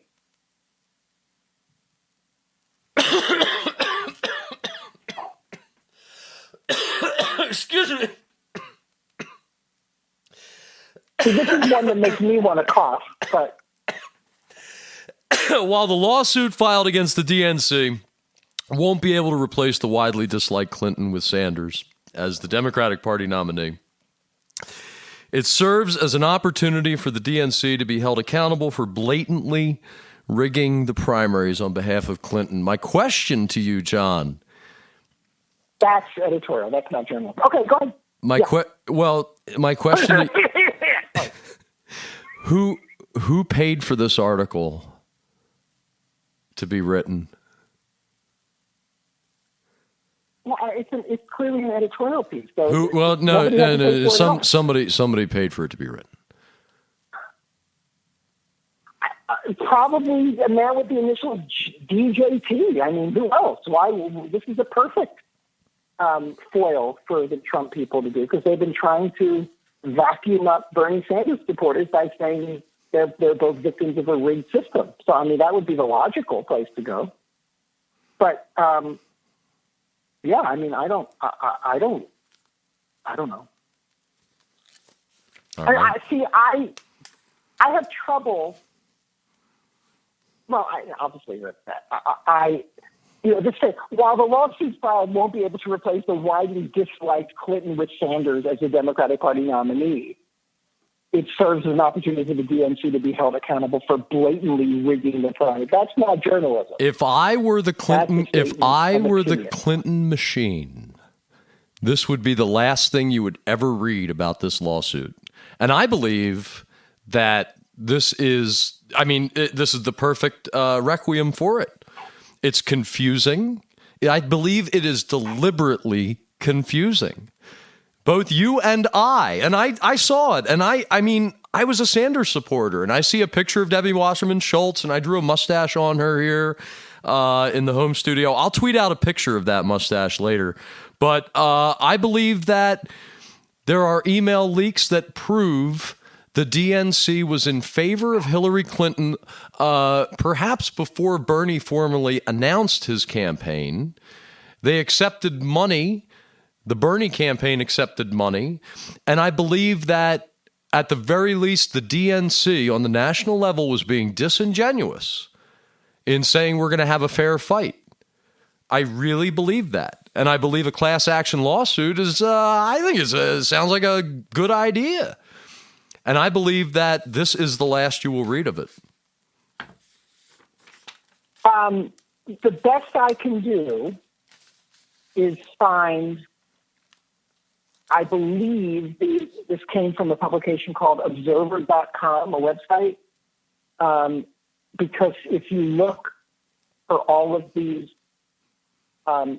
sites where it appears they're all kind of right-wing Hillary is the devil websites. So I'm guessing through my investigation that that's the best bet that this came from the Observer or one of those.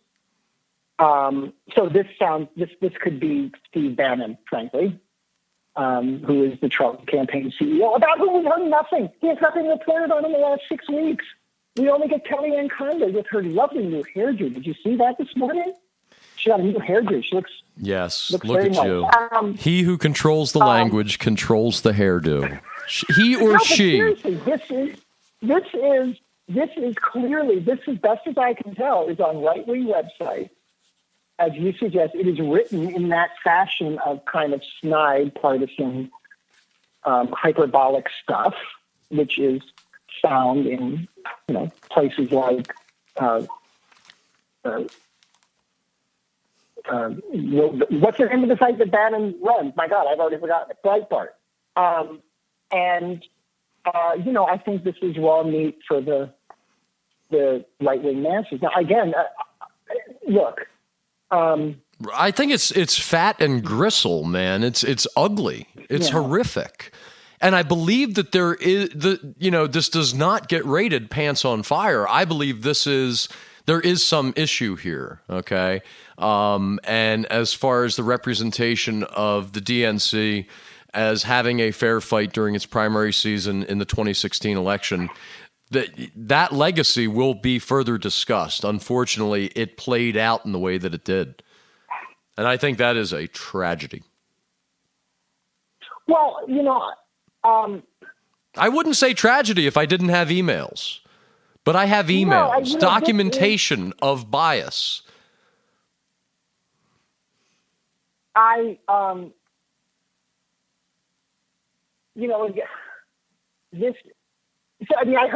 something today that to me is at least somewhat tied to this, which is, and these were pundits saying this, right?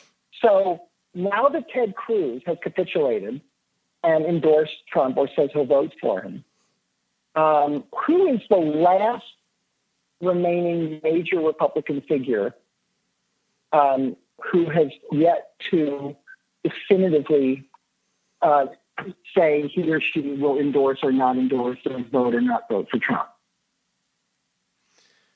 The answer is the governor of Ohio. And that the pundits were saying that the Clinton campaign has not been to Ohio since Labor Day weekend, that it's not planning to go back there, and that it essentially is giving up on Ohio, that Trump is 3-4 points ahead enough. There are a lot of white voters, the demographics don't work out, et cetera. So here's a case of if there is a political establishment, including the Republican governor of Ohio, who clearly does not want Donald Trump to be president, much less win his state, if in fact this is happening, that Trump is coasting to victory in the ultimate swing state with everything going against him, including the governor of the state rejecting him and making a lot of statements to that effect, Clinton's money advantage, etc., then you realize that maybe had Bernie Sanders run a campaign slightly differently, despite all of the institutional opposition to him, he might be debating tomorrow night.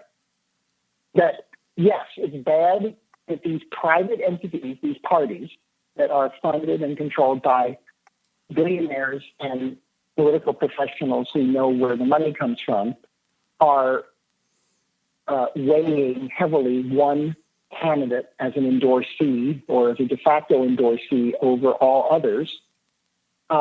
Yet sometimes the parties hold up as their establishment bearer will win. Clearly, whatever you say about Trump, he wasn't the one or even in the top 16 of 17 that the establishment of that party wanted to be its nominee and its representative. Yet he did it. And it makes you realize, for all of Clinton's weaknesses, that had Sanders, because Sanders certainly had enough money, had he run the campaign differently, even more radically against the institutional operations of the Democratic National Committee, had he made a couple of little tactical changes along the way, he might be debating tomorrow night. Maybe he did. Maybe he did. Maybe he did. Okay. And if he won Nevada, well, I don't think we'd know it. I really can't say. And I followed as closely as I possibly could, but maybe he did run that campaign that you're speaking about. I really can't rule that out. No. Look, I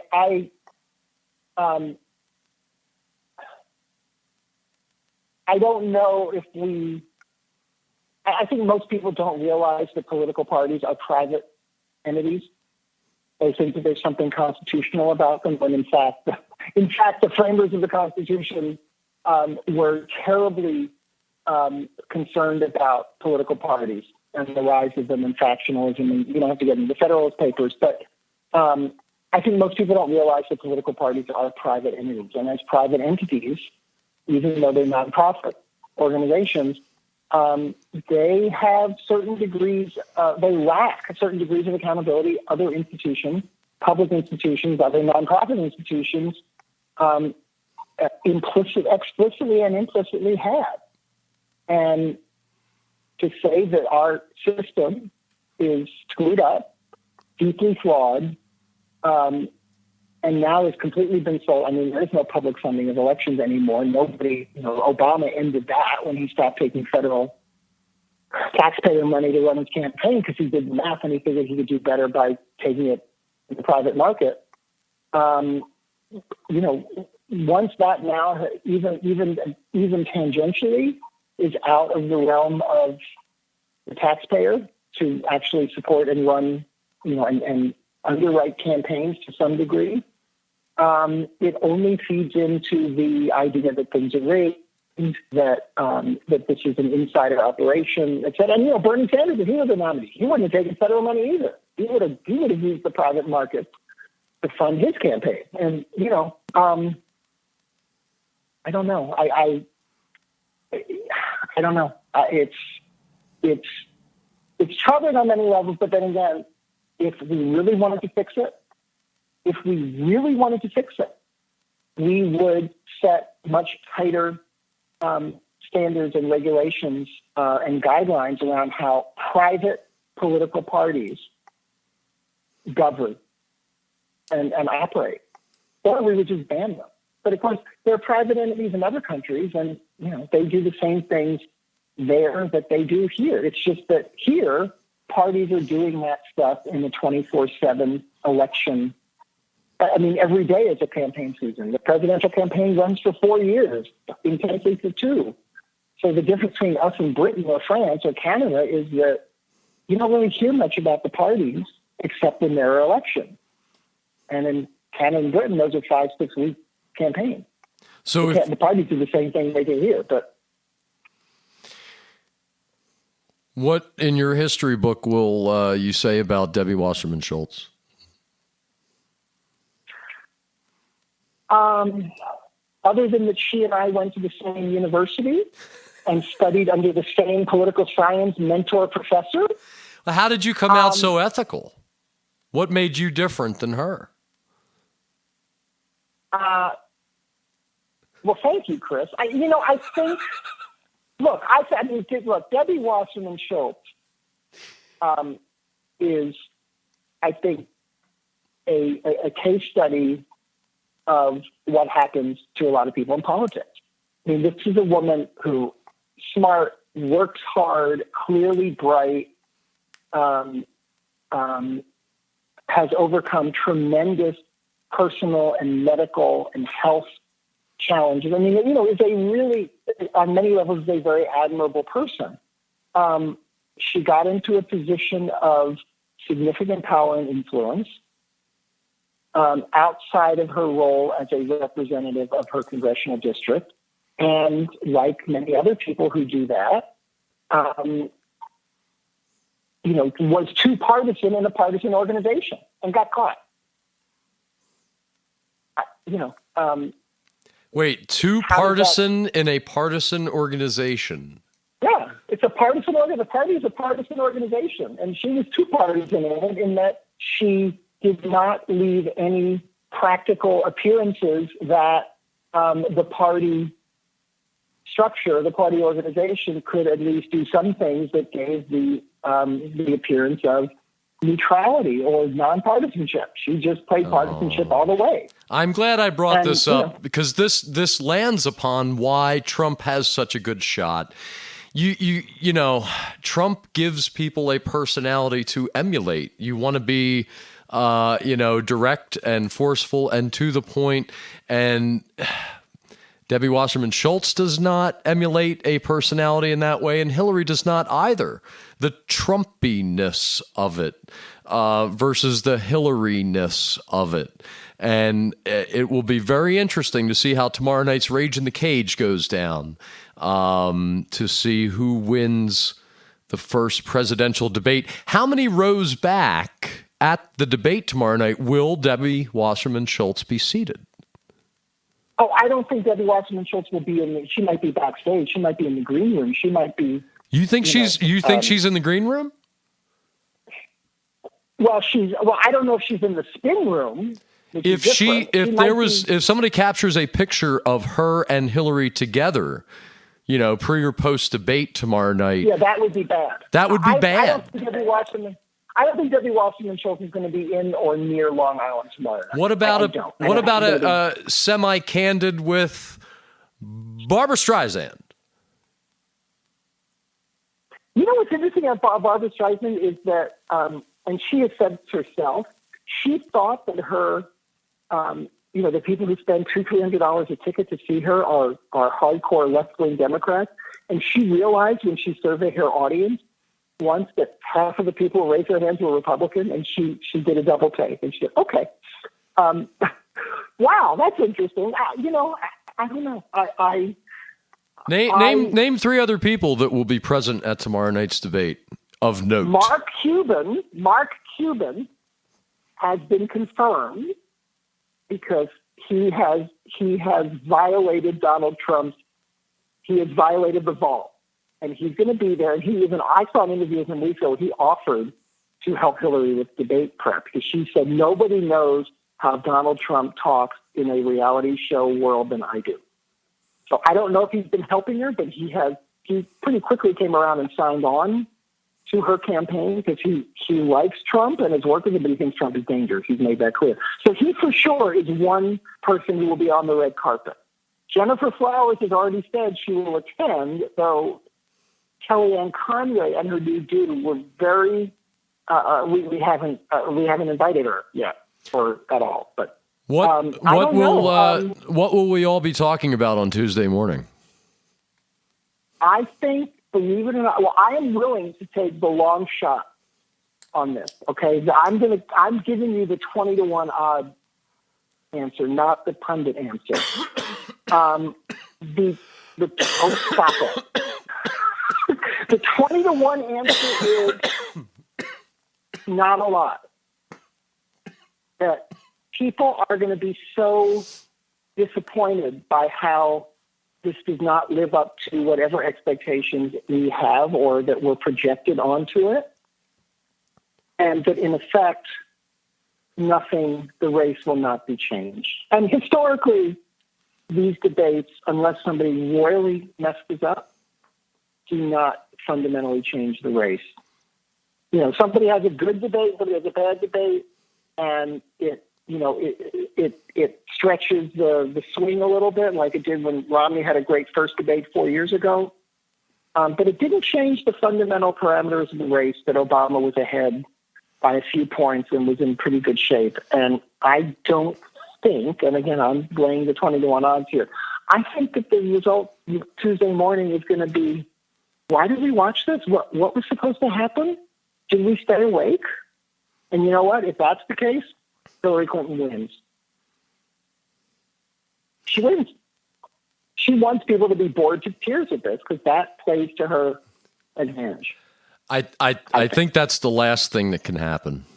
I think that what's going to happen is every appearance. I mean, how many different clip shows, user-created content, music video remixes, every nuance is getting examined. What they do with their hands, what they don't do with their hands. Every single thing. People are absolutely crazed for information, and there is a mass media that will bring this to them. We've never had a sustained 90-minute dose. This is like if you drank a beer for a night, every night since the beginning of the election, and then this Monday night you got yourself a gallon of moonshine. This is really going to be a shock to our political system in that we're going to have something to talk about. And simply demonizing the other person on the stage, which has become the media cycle, that's not going to hold up. It's not going to hold water. We're either going to move past that or we're not, but we've never had a 90-minute dose. So both candidates will try to look and sound smarter than they ever have that we've seen, right? It's going to be the freaking Super Bowl. Yeah, I see. And by the way, the Trump campaign has said today that throwing Jennifer Flowers' name out there was just a diversionary tactic, like I suggested to you when we spoke yesterday. That he said he would put Jennifer Flowers right alongside him. Flowers, this is just from the Hill within the last 20 minutes. Flowers texted back to Donald, I'm in your corner and I'll definitely be at the debate. But the campaign led by Mike Pence has said, no, we're not inviting her. Hillary Clinton can invite Mark Cuban. She thinks this is an episode of the Shark Tank, but this is America, Pence said. It's serious business. So there you go. So the battle of perceived seriousness and gravitas. How many times have we heard that word tomorrow night? Gravitas. The Trump campaign wins round one of the gravitas perception battle, saying, well, we're not inviting Jennifer Flowers. We never meant to, but she invited a reality star person. No. He won the battle of his side of the playground. Amongst everybody that likes him, he's number one. I mean, that's what there is.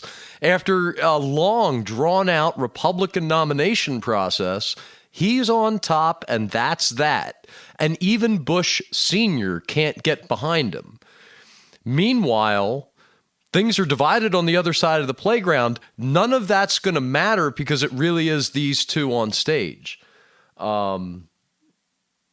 Yeah, I don't know. Look, and the one thing one of the things I will predict here is, and the Trump has done this very well, where he said every poll has shown I've won every debate. I think what Trump has, and this is kind of the Bristol Palin on Dancing with the Stars effect, which is you tell your supporters, or your supporters just naturally are inclined to go on all these online polls that all the major news entities turn out that have no scientific value whatsoever and say who won the debate. And Trump people are going to line up 60, 70% of them are going to say that Trump won the debate. And they're going to use that as a talking point and evidence. See how well we did? This is the Bristol Palin effect, where she can't dance a lick, but all of her supporters decided to set up false emails and go on and vote 8,000 times so she could stay on that reality show. And this is the same thing. That's what's going to happen here. I will predict that for sure, that not the scientific polls, but that the internet polls, you're watching the debate. Here's what people thought on the CNN poll, how many people thought Trump won the debate. That is now, maybe the Clinton campaign is going to organize and do that, but that's been the Trump strategy from the beginning, to give the perception that he is the popular favorite. So I would look for that. If the scientific polls will be different, I would look for that. And you're overlooking one of our earlier issues, Twitter traffic. And the amount of Twitter traffic during the debate will play a huge role. And that may be something we talk about, on Tuesday morning or on the next episode of Trigger Warnings. Now, we're going to be back here in hour 3. We'll discuss the Federalist Papers one by one. No, we're going to save that for another show. And what James Madison was wearing when he wrote them. That's right. No, or not wearing, as the case may have been. John, do you have one more debate? Not because we haven't talked enough. Do you have one more debate question you'd like to have asked tomorrow night? I have two, but I'm going to. Thank goodness. No, I'm not going to do the one about political correctness. But this one, I believe. Well, why don't you just describe it so the audience doesn't miss out? No. Here's the question. Mrs. Clinton, public support of you tends to shift dramatically when you're in office as opposed to when you're running for office. Your approval ratings and popularity as First Lady, Senator, and Secretary of State have been very high. While serving in those roles, you've been among the most respected women in the world and the most respected woman in America many of those years. Yet as a candidate, including today running for president, most Americans have a negative view of you. They don't trust you, even though they believe you're qualified to be president. How do you account for these shocking differences in how people see you as a public figure? I can see Lester Holt kicking off the debate with that. I could see Chris Wallace in the last debate kicking off with that question. I could see it. Mrs. Clinton, why don't people like you when you're running for office, but they think you're great when you're in office? And again, I don't think that they're going to ask anything of the sort. That is it plays into the celebritocracy of what we have going on. I mean, why do people like you? How's that popularity contest going on your side of the playground? No, nobody cares. Nobody cares. We're past that. I think people are hungry for true information, bold statements, people that are able to back themselves up, or is it, quote, pants on fire stuff? And as soon as the media gets their act together and recognizes the role they've played in the creation of celebrity, that is a shout out directly to Rolling Stone. We would not have celebrity today if it was not for Jan, right? As we know it, and also MTV. Well, he needs to really recognize his role and start playing a more active one than wagging his finger at the same people who's been buying his magazine. Okay, but irrespective of that, irrespective of who irregardless, I believe is the term. No, irregardless is not a word. Excuse me. You know who coined it. It is now a word. George W. Bush, Stephen Colbert, who else? George Bush said it first in a press conference. Yeah. Okay. It had never been said before in the history of the world. No, that's not true. When I lived in Raleigh, North Carolina. I had said it, he says. Who said it? 25 years ago. Oh, 25 years ago, when I lived in Raleigh, North Carolina, there was a very good restaurant called the Irregardless Cafe. So he stole it from some little restaurant in Raleigh. Irrespective or regardless of who is responsible for the celebritification of American politics, Hillary Clinton should address this question, whether it's asked her or not. because the primary factor, and I would argue everything that is keeping her from being a runaway victory and the next president is tied to this point, relates to people just don't trust her. They don't think she's human. They think she's, an alien and she's a robot and she's not sincere and she's not human and they can't trust her. And whether this question is asked of her or not, she should have a 60 to 90 second soundbite answer ready to go that says why people like her when she's in office, but why they don't like her when she's running. She should have that, because that right there is exactly what you spoke of at the outset of this discussion we've had, which is people want to see her they need to see her be authentic and sincere and therefore human and believable. And if she does not do that tomorrow night, no matter what the questioning is, the questions don't even matter. She could be asked about housing policy, and she should respond with this frame incorporated into it. She needs to answer them. Just as Trump needs to answer, why should we trust you when you don't show us your bank account and your tax record? Why should we trust you to be president? How do we know that you're going to have us in mind first? He's got to demonstrate that. He's got to, just as she has to demonstrate why we don't have to like her to vote for. And again, if that's celebrity, I don't think it is celebrity. What? In this system where it's not?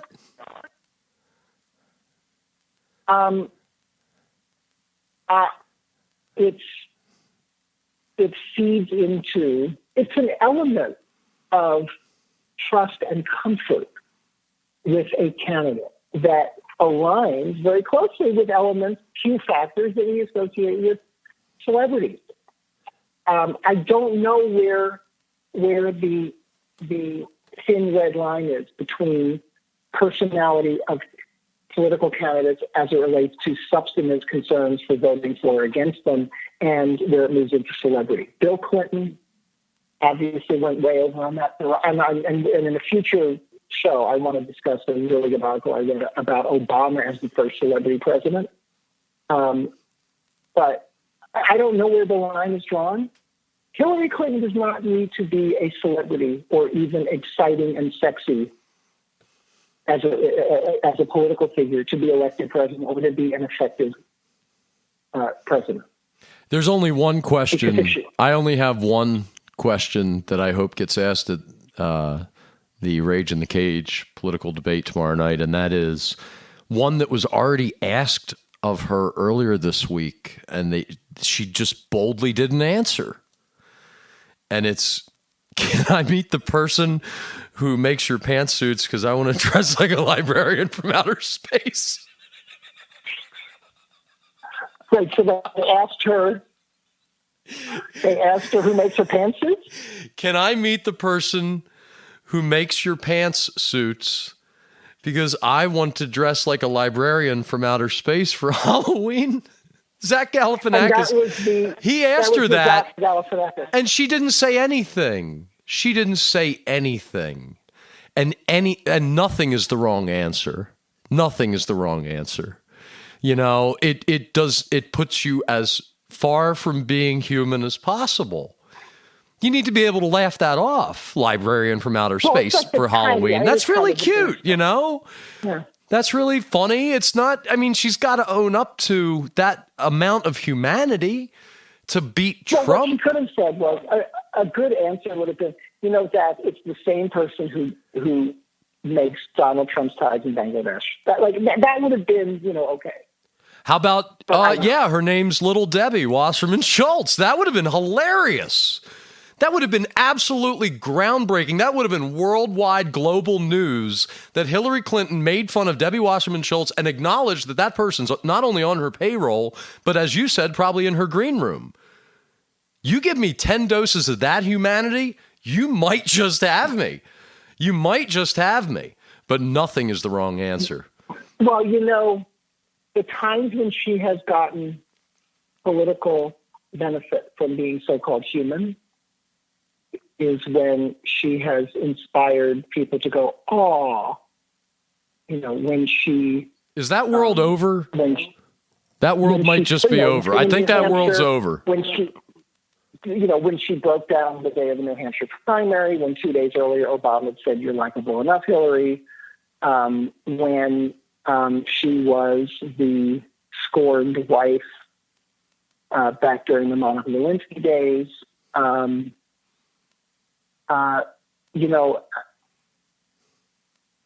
anytime I've ever seen anybody struggle on their feet in such a manner, I've never said, "aw." So once again, a call for humanity, truly, and not empathetic humanity. But what is humanity in this case? I mean, come on. If they ask her, if Trump starts going after her for lying, and how she say, "You know what, Donald? It's a personal thing, but I'll tell 100 million people right now what I'm telling you, which is, you know what, Bill and I have stuck it out. We made a commitment to our marriage and each other. And besides that, it's none of your damn business." Is that humanity? Okay, hold on. It's time for a Woody Allen fill in the blank moment. Ready? Complete this Woody Allen quote.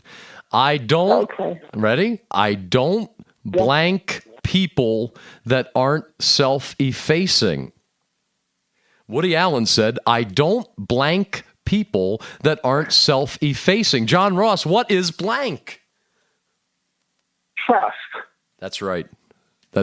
Or it's either trust or blank. And when I call for humanity in both presidential candidates, that's what I mean. I mean, a little of that goes a long way. But you said at the outside of this conversation that Donald Trump is human, because he talks what he says what he means, and he inspires people to, display their anger, and he's not. Okay. The only candidate that's actually an alien green lizard needs to do a better job. Her hologram needs to be much more human for her to be able to win it. Okay?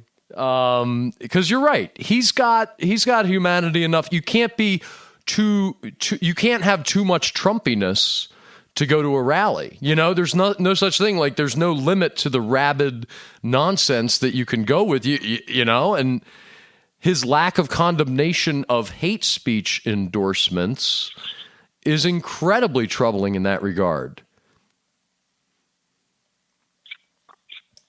Anyway. But he doesn't care. We do. Because his argument is that political correctness. This is the fourth debate question, but I'm not going to state it. His argument is that that's all political correctness. That we don't want to say these things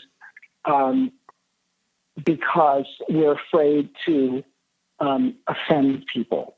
And in fact, what he calls political correctness, which he says is destroying the country, both domestically and foreign, is in reality, I want an excuse for saying things that are insulting and hurtful because they rouse my supporters and they get me news coverage. Because this is a man who has said, and this is public relations 101 with a twist, even negative PR is good PR. And, is that human? Is it human to say, I'll do anything to get on television? I'll do anything to get news coverage? That's a pre-internet ideal. I don't know. Right here, somewhere in the bookshelf I'm looking at, I have Edward Bernays' legendary half-inch text, very thin text called Propaganda. And it speaks exactly what you talked about at the beginning, the people who can control the language. I mean, you use the Orwell quote, the people who control rhetoric have power, and they can manipulate. But where Bernays went, and he was Sigmund Freud's nephew, by the way, so he incorporated all of this mind stuff into the world of communication and politics. And people who can be in charge of that, who can manipulate that. The word he uses, manipulate, can drive the channels of power. So he and Orwell in the same place. And I think that's what it is, that Trump believes that even if I say bad, stupid, hurtful, offensive stuff that is not only not true, but can be disproven, doesn't matter. Anything is good. Black is white. Well, I mean, Yeah. War is peace. Yes, trigger. All right. Hey, you've been listening to Trigger Warnings, Radical Empathy Talk Radio featuring John Ross and Chris Smith. There is no hour 3. We have covered 4 articles, and whenever you're listening to this, hope you've enjoyed our rhetoric. The date right now is September 25, 2016. Tomorrow night is the Rage in the Cage, Donald Trump versus Hillary Clinton and matchup. In 45 days, we will have a new unpopular president. I heard that Scorsese is directing and De Niro is playing Trump. In what? In the debate tomorrow night. That's how produced it's going to be. Oh. No, Well, neither of those Meryl people Streep would is dare really do such a thing, and I'm glad for it. John Ross, I'm glad for your partnership in this creative endeavor. Rhetorical expression via SoundCloud, YouTube, and other unmonetized sources.